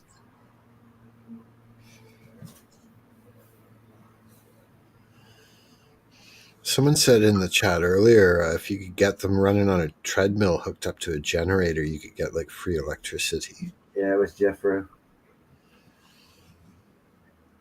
It's a good idea. Yeah, you probably wouldn't get much electricity because there's lots of things you have to do, and they get tired and bored, and you really probably wouldn't get that much electricity out of it. Yeah. They'd be like, yeah, that's fun for a couple minutes now. Next. Yeah, and then walk away. Do the normal cat thing. Turn around, act like they're not interested for the next couple hours, and then you get another minute or two. But yeah, it'd be cool to see. It'd be a good video to see. But you'd have to stay there for a while to get that video. or entice them somehow. Cats are rather smart. I think right off the bat, like stick a stick up high with like some catnip on it or something. But then they'd probably just jump at the stick instead of run for it. You know what I'm saying? Yeah. So they'd have to be in the mood, or you'd have to train them somehow. I don't know. They'd have to have a natural inclination to want to do it, to make it easy to do it, to train them to do it. If they're just natural goofballs. One of the worst parts of growing up with those barn cats is every once in a while that they'd go up on the highway and bad things would happen. Oh yeah. And I'd be the one that would have to go up with the shovel and Yep. the hole. That was and I was young then too, like. No, you were learning about life, bro. Yep. 9 or 10 years old. Yeah, the day before, they're like sitting in your lap, and you're just they're purring and purring and purring, and it's like, oh yeah, beautiful day, life is good. And then life happens. Yeah. And actually, it's not life; it's induced by man. It's not actual life; it's manipulated by man. Life, because it's a car, and cars aren't natural to the planet, so. Therefore, it's a product of man. So there you go. Are you talking about the car? Yeah, it's not natural to the planet. So if it kills an animal, it's a man's fault. It's not the animal's fault. Yeah, it's true. It didn't know what the heck was going on. Yeah, because cars are not natural. They're unnatural. Hey, you guys be nice.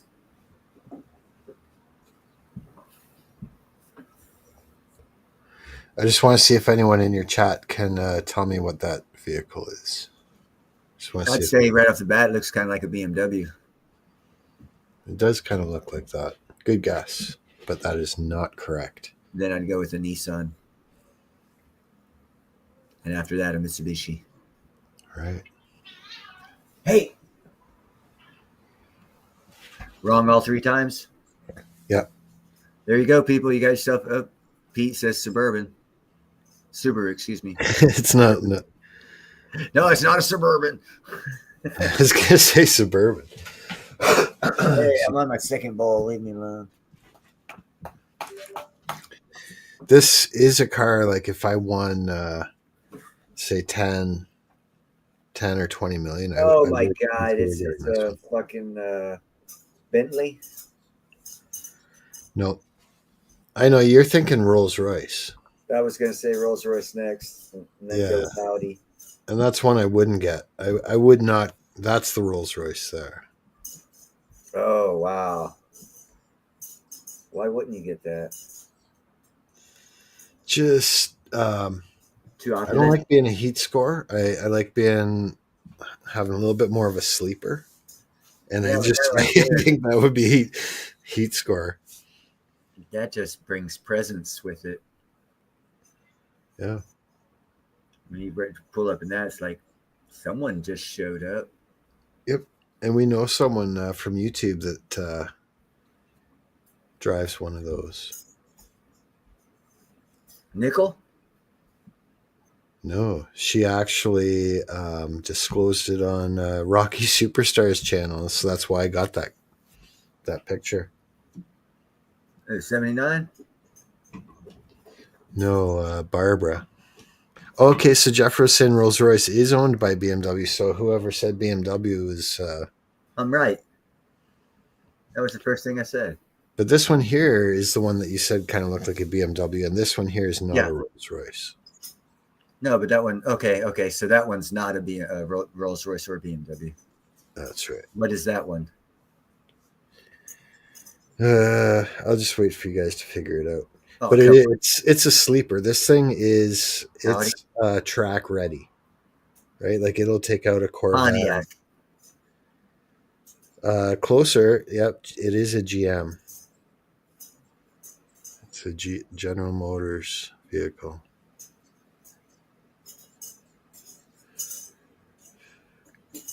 Huh. So it's a Cadillac. I was going to say Cadillac, but I didn't want to. But that's a sweet looking Cadillac. Yeah. I believe, like when they've tested them on the tracks, it's very, very comparable to the Corvette. So Nice. And it's a 4-door for cheap insurance. that's right. It's a sleeper, right? You wouldn't think it's a super sports car, but Cadillac 2025. Yep. Right on. Yeah, it's got the race look to it with the profile tires and the sleek fenders. Yeah. But I'll tell you this much: if I didn't win that much money, I wouldn't get one. They're gonna be money. One of my previous customers actually just got a brand new Porsche 911 Turbo S. I was checking that thing out, and because he had a Corvette earlier that he traded in. It was a brand new Corvette that he got, I guess, 3 years ago. And I was asking him, I'm like, hey, how do you like your new Porsche? He's like, oh, Jim, I love it. I love it. I go, do you miss your Corvette? He's like, no, it's faster than the Corvette. I'm like, okay. That's why Jaguars suck boo-boo. I agree, Jeffro. They're going to be endless money pits. The only high-end car that I think would be like a decent, let's say economical, at least not an endless money pit, would be Lexus. I think Lexus is your best bet, or maybe Acura. How about a Saab? If you consider that high end. No, I wouldn't go with a Saab. No. I would consider Saab to be similar to like BMW. Like They are going to be money.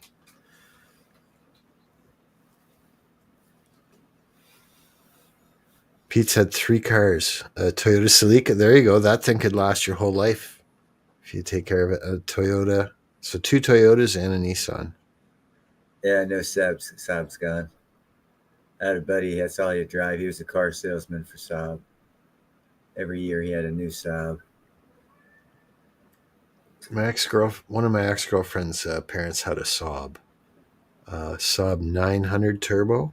A Saab. Yeah, I always thought it was like a swab. They've got a swab, do they? But that thing went pretty good. Dude, I like the back seats in that motherfucker. That was the first car that the back seat it felt like the front passenger seat. Mm-hmm. They got the design right on the inside of that car. Outside looked weird, but the inside features, man, it was luxury. Yeah.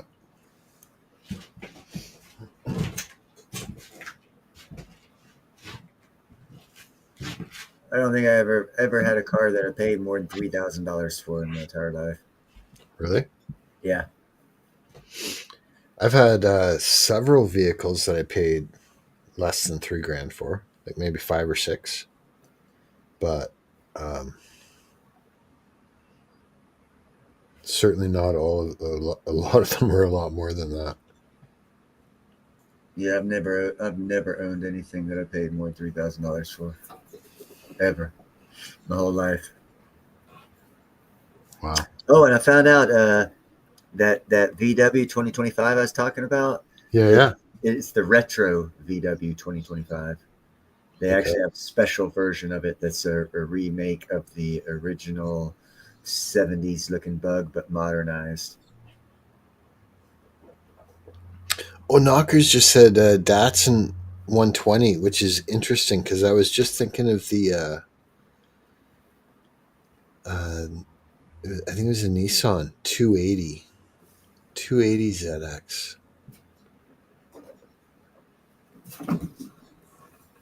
What do you think about the what is it? Yeah, the 280Z. Yeah, 280Z.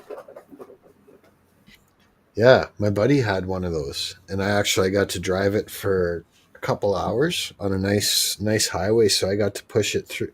what was, I think it was a inline six. Oh, I don't recall. A buddy of It mine was had. an inline six. He loved the 280s.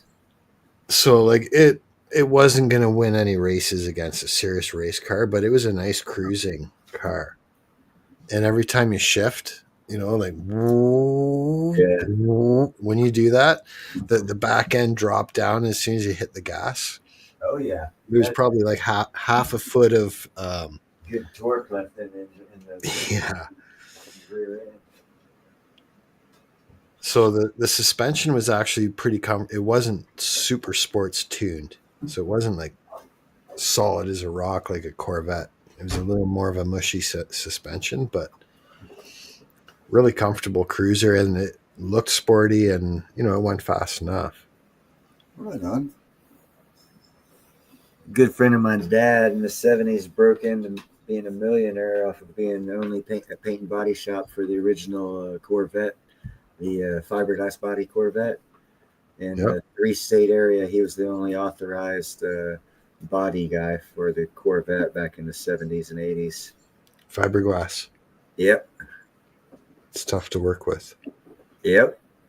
He made a lot of money.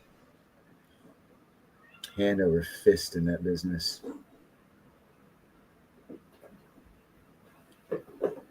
Shit, back in the 80s, that guy was throwing around hundreds like it was nothing. I really like the idea of fiberglass, though, for the bodies, because it won't rust. There's good and bad about it. Yeah.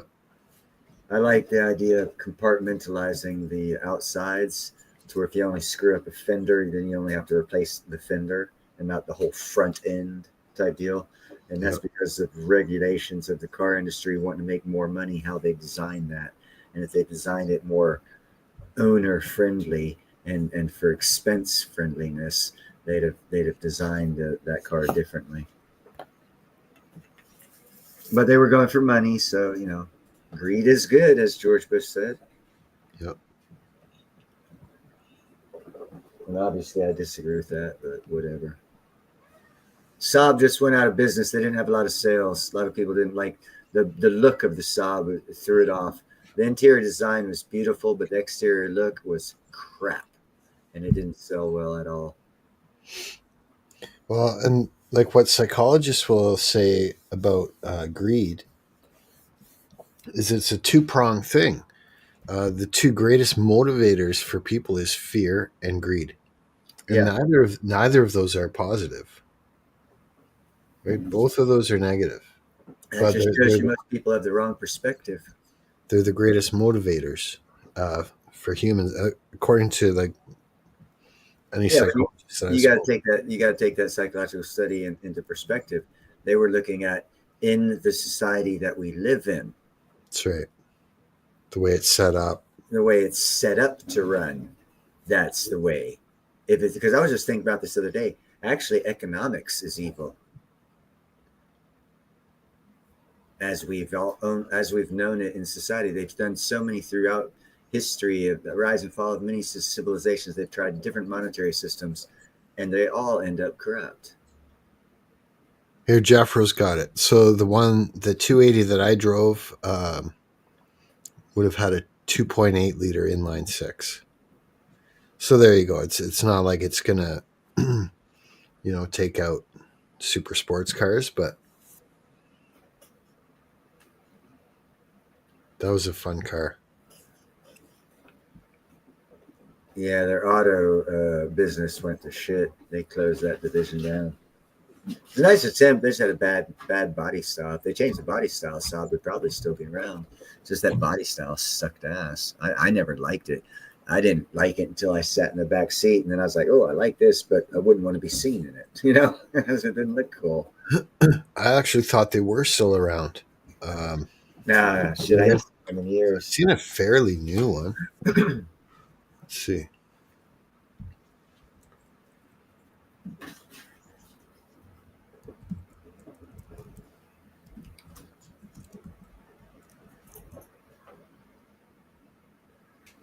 I'll tell you Stuart what. says, while Saab automotive brand no longer produces cars, with Saab Automotive having ceased operations in 2011. Yeah. There's been a Well, renewed interest in the brand. no interest. Exactly. They had a bad body design. 2011, so that's old news. I didn't know that. Yeah, about 14, 15 years ago. Wowza. So if you saw a newer looking one, they took good care of it. I need to start opening up my mind. Open your mind. Open your mind. Something. It's tough to keep up with everything, though. Wow. No, you just have to have a lot of time in your hands to keep up with it. And most people are distracted by real life happening to be able to take the time to keep up with everything that's happening that you would need to be able to make good financial moves and things other than things that take 45 years to go into a bull market. Yeah. And if you think about it, precious metals are the simplest investment to make. Every 45 years they go in a run. Yay, okay, so you got 40 years to collect. No more thinking. Well, to me, like, I don't even look at it that way. I look at it as, for anyone that has a beef or a gripe with their bank, it's the antithesis to that. And that's why it's the perfect remedy for every issue that you could ever have with your bank. And that right there is why the cryptocurrency dollar bill that's going to be introduced by all these financial institutions will succeed, because they're going to offer better security of financing on your dollar. Like I said, they'll be offering stuff like 6 or 7% interest rate on your savings account and 1 or 2% interest rate on your loans, because they'll be competing for your business as if they want you, not as if you were just something to take money from, like which banks treat you now with all their fees and everything. It's going to be a whole new system. It's going to be good for the consumer. It's going to be better for those people see it coming and position themselves to take advantage of it.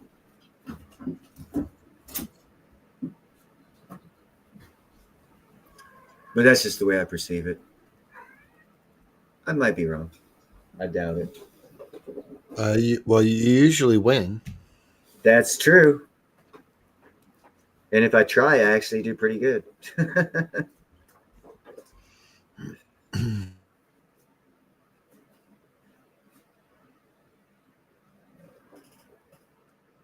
But yeah. See, what else do we want to talk about? Does anyone want to talk about the assassin? Dun, dun, dun. I said it. We all know the conspiracy theories. We all have them.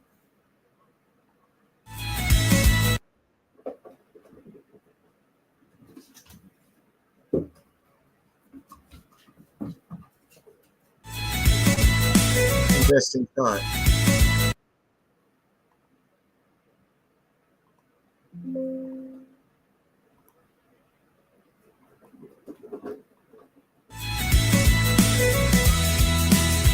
Why do we chase the gold and silver shines just as bright? Why do we chase the gold thinking we're always right? Why do we chase the gold, ignoring what's in plain sight? You chase the gold, but silver's calling tonight. You chase the gold. You chase the gold while silver's calling tonight. Why do we chase the gold when silver shines just as bright? Why do we chase the gold thinking we're always right? Why do we chase the gold, ignoring what's in plain sight? You chase the gold, but silver's calling tonight. But silver's calling tonight. But silver's calling tonight. Silver.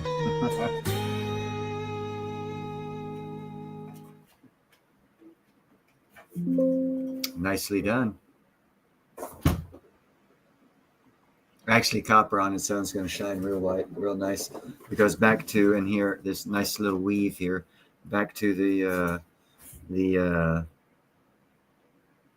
contact lenses that they're being made to be able to see infrared.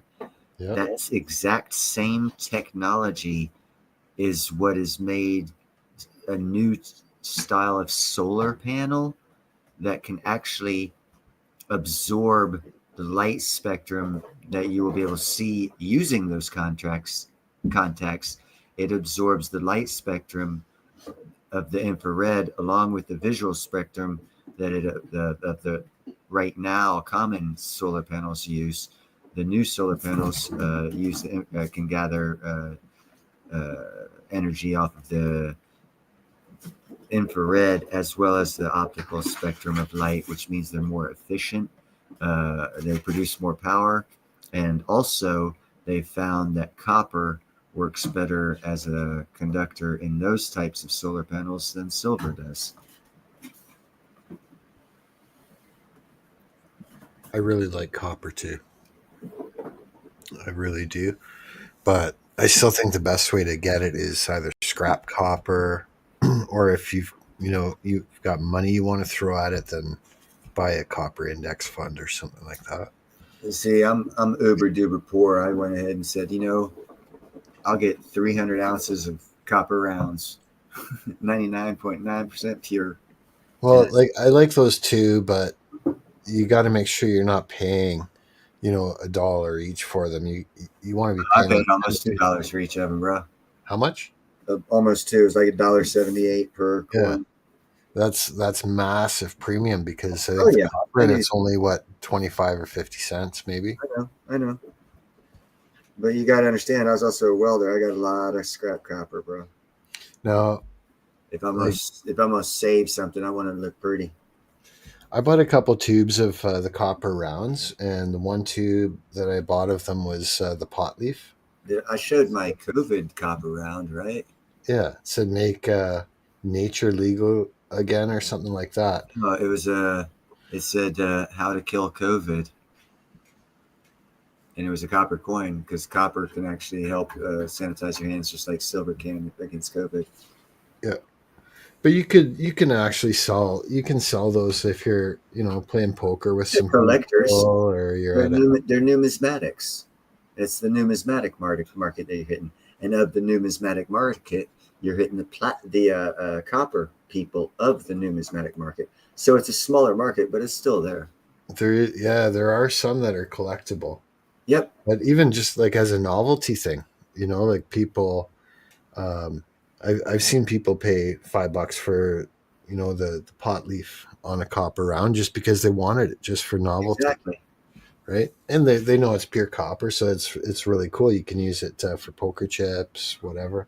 Well, not only that, if copper's use case goes up while silver and gold and platinum's price goes up, the rest of the metals will also go up, which means that eventually in the next year or so, copper coins will probably be $4 to $5 where I could make money on the copper, even though I won't sell them though. And what about nickel? Like nickel had its run, it got shut down, bro. Yeah, so it's massively suppressed too. It's like the next fucking silver suppression. I think so too. What are your thoughts on Fartcoin? Oh, you talking about Universal? You talking about Ron's basement? I think he's going to make a lot of money. That's all I got to say about that, because that's all that can be said. Most people will lose money on that, but Ron's basement will make money because he started it. So he holds most of the coins. So if it goes up to from 0.003 to 0.01, he can sell 1 million shares because it didn't cost him anything, and he's fucking got a couple $100,000. That's what you call a Ponzi fucking coin. I never really followed his channel, but I've seen a few of his shows, and I know who he is. I was his #1 moderator fucking until I saw him going down crazy train, and then I said, "Hey, can you take this away?" And he was like, "Why?" I was like, "Because I just don't want things to affect my channel from your channel." And he didn't understand. And then 4 months later, he goes cuckoo for Cocoa Puffs. I'm like, "Yep." I mean, he's got like 54,000 subscribers or some shit like that, but whatever. Gonna have to shift back to silver and gold eventually. There's there's a billion active users on YouTube, so There's- all you yeah, got to do is just somebody- catch the stream. 1/10 of 1%, 1/10 of 1/100th of 1%, 1/100th of 1/10 of 1% at that number. And like a lot of people will say, the most important thing is just be yourself. And he's being himself. He's being genuine. He got burned. He was, he did this and he did that and whatever else. And I don't So who begrudge knows what anyone can for what they're happen. doing, man. Say I just again? I don't begrudge anyone for what they're doing. It's just it wasn't my cup of tea, and I had to leave him because I knew that it would interfere with my cup of tea.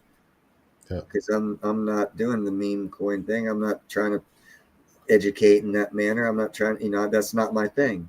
And I knew he was going in that direction. And Yeah, that's- well, and he took that's a major swerve off the road that you were on, right? And that he was yeah, on to begin with. it was a left turn at Albuquerque that I did not want to make. It's like a 180. Pretty much. And like I said, hey, you guys quit it. I didn't If you're want gonna bail, that's the time to bail, right? I bailed 4 months before that because I saw it coming. Because I always do things early. That's what she said. Yep, that's why I have no kids. Always pull out early. Who knows? You may have dodged a bullet. Oh, I'm pretty sure I did. Yeah, it's unfortunate. Most of my buddies that I grew up with, married, divorced, kids, married, I divorced, kids. saw that. I saw that trend, bro. I saw that trend a long time ago. Kudos to those that got into relationships that made it through and were functional and did really well. On, Jeff. It's bro. tough, man. The odds are not with us. Guys, quit picking on the little cats. Hey. Yeah, that's a great question, Jeffro. I find it tough to believe that those solar panels are gonna. Well, I've got an answer for you guys that I'm surprised you haven't thought about. First off, the Earth's electromagnetic field blocks a lot of solar radiation, and our solar panels are not working on 100% of the solar radiation because our electromagnetic field blocks a majority of it. Mars does not have a magnetic field. So you guys quit. So the amount of solar radiation hitting those panels is exponentially higher than what we get here on Earth. They're not going to have planes flying around spraying stuff out either, will they?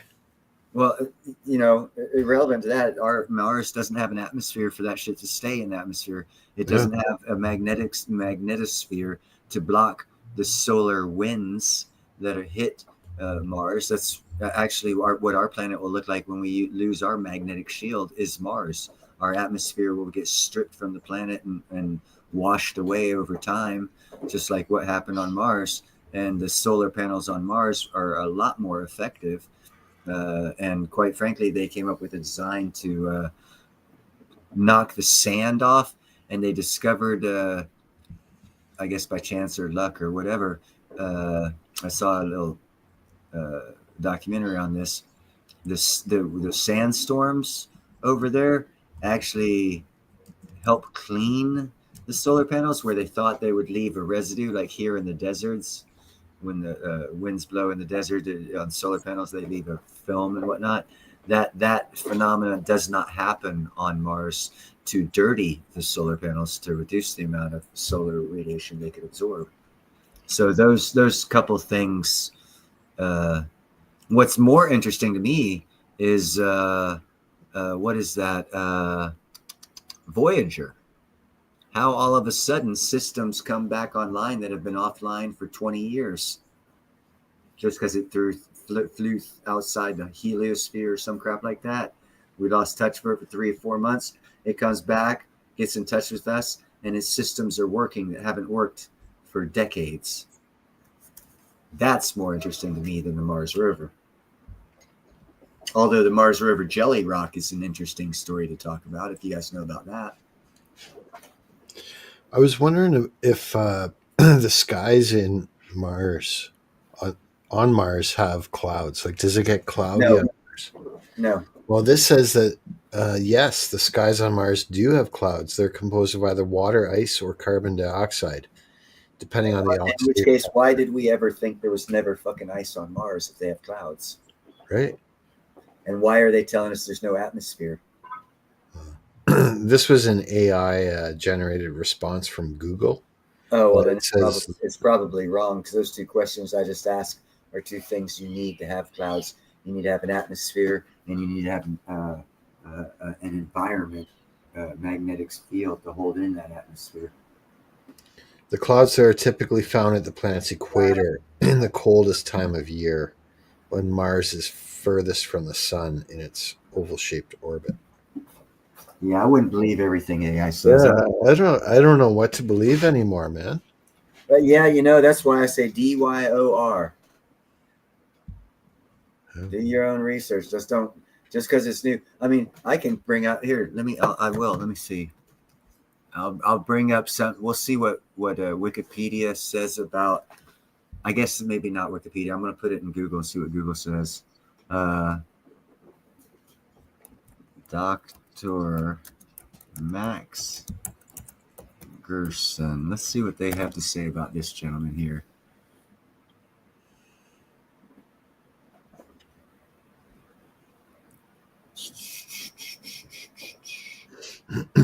Hey, anyone in the chat that wants to join the panel, the link is pinned at the top there. It's a StreamYard link. I got to take off soon, but Neil's a pretty good host. He'll help you out. And he'll help you out if you're not familiar with StreamYard. Let's see what they have to say. Last time I looked at this, they said this dude was a fraud. American physician developed Gerson therapy, a pseudo-scientific diet. Okay, so they're calling him a fraud. Based alternative cancer treatment. Definitely. Oh, look, see? Beware of cancer quacks. As soon as you go over this, so basically they're still calling him a kook to where you wouldn't listen to him or even want to talk about his pseudo-scientific dietary-based alternative cancer treatment that he falsely claimed could cure cancer. This is strict, outright fucking lie. Okay? Wikipedia. Yeah, it can be edited by anybody. Total fucking lie. This gentleman here has what's known as his daughter's probably dead now, was running it. They got kicked out of America and because they actually did cure people of cancer. And it's illegal. Oh shit. I might get a strike. Let me stop talking about that. But yeah, you got to watch out. There's lies out there that from places that you would get information from. They are direct, outright lying to you, and people take it as factual information and go live their lives basing what they believe to be factual information that's outright lies, and then they live their life off that and wonder why they're fucked up. So you always got to fact check your shit. It is tough to know. Man, they make it hard, bro. The only reason I know so much about it is because I've never fucking thought they were telling me the truth. I was a problem child. That's your best way to go, though. Like, well, apparently, you don't carry a lot of friends for life, and you're not well liked, but you damn sure don't get screwed. Well, you still get screwed over, but at least you know who's doing the screwing. Yeah. Okay, man, I got to flake out. I got an early day tomorrow. Lots going on, but thanks for having me up here, and I hope everyone has a good balance to the weekend. Not a problem. We'll see you soon. You take care, brother. Thank you for coming up. Pete, you take care as well, my friend. Thank you for coming up. I appreciate it. And for anyone else who wants to come up, obviously you're more than welcome to. Or give me some topics to talk about. Very suspect indeed, along with others. I mean, you can go, you probably wouldn't be able to find it, but in 1945, Congress came up with the Cure for Cancer Bill or Act. Research it. They came up with it because of Max Gerswin's research. And then all of a sudden, they just shelved it. It's like either in 1945, everybody, Take Care Jam, everybody was full of shit, or something happened and they didn't want people to know what Dr. Max Gershwin knew. So they made him out to be a quack, so people would still pay millions of dollars for something that's curable for thousands. But I can't talk about that anymore. I gotta stop because I get strikes when I start talking about that stuff. Which means I'm telling the truth. It's a bad way to self-fact check, but you know, it'll kill your channel eventually, but it's a way to check yourself. Hey, am I telling the truth? How many strikes do you have? Oh, I got 2. Yep, you're telling the truth.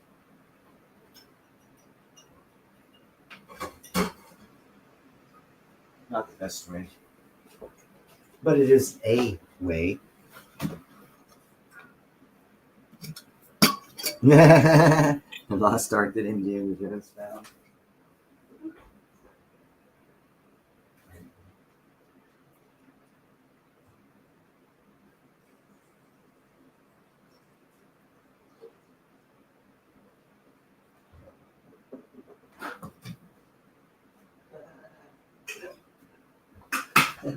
I got this one step coming in my room. It's about 8 inches.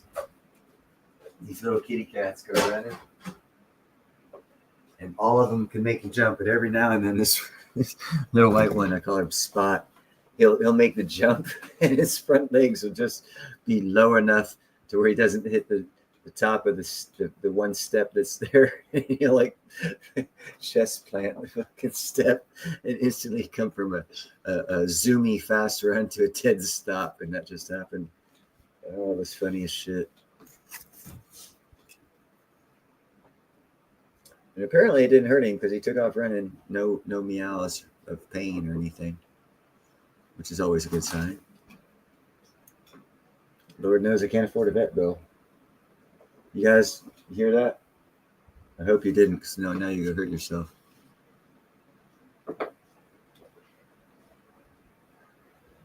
Yeah. Rumble kind of sucks, bro. In my opinion. It's just everyone's like, oh, free speech is free speech. Yeah, pretty much it's not about free speech. We want to be where we want to be. You can do certain things on this. The platforms. Now here's a question for you as far as Rumble goes. Why wouldn't they do a platform that was more not friendly, but more intuitively recognizable and usable? Instead of you have to search for things, you can't do certain things. I mean, it seems like it's an intentional complication that could have easily been taken out before they even started, had they truly wanted to do anything. So, you know, it makes me question the whole principle of the Rumble thing. TikTok was successful as fuck. Why wasn't Rumble? You know what I'm saying? It's because the platform, the way they designed it. And they designed it specifically for a reason. So they apparently didn't want that one to succeed. Don't want that to succeed for a reason. That's the perspective I look at it as.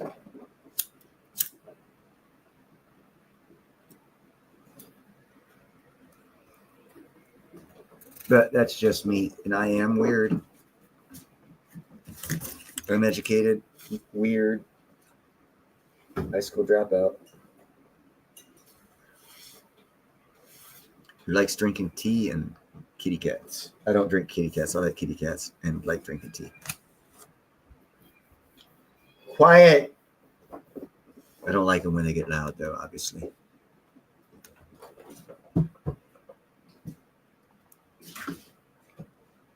Yeah, it's already been proven. They've been fucking dumbing down our children with that TikTok intentionally. If you go to China and do TikTok in China, you get totally educational, truly educational content.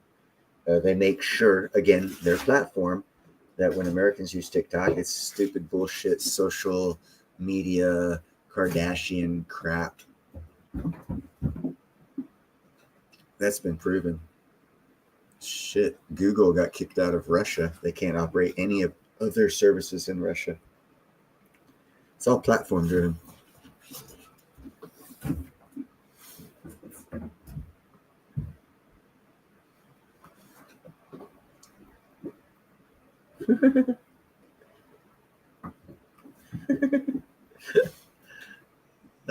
Shit.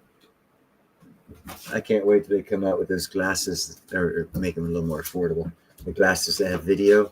So that way every time I'm looking at the cats, they start doing something funny. I just got to push a button on the glasses to get the video. It's been exposed before it was lit in too far, and no one's changed it yet for money. In other words, we're sold out. Keep your kids off of it. Parents that hold more control over your children now than ever, or else we've lost the future. Don't allow the government to take control of your children for your convenience. Children are not a convenience.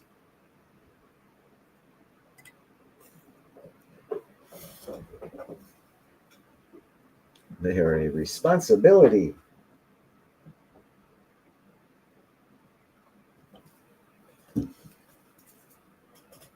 All right, I've been going for about 2 hours and 20-ish minutes. I'm going to go ahead and end this thing here. I appreciate everyone showing up. I hope you guys have a great Sunday and even a better week ahead. And I will talk to you on the next one. Peace out.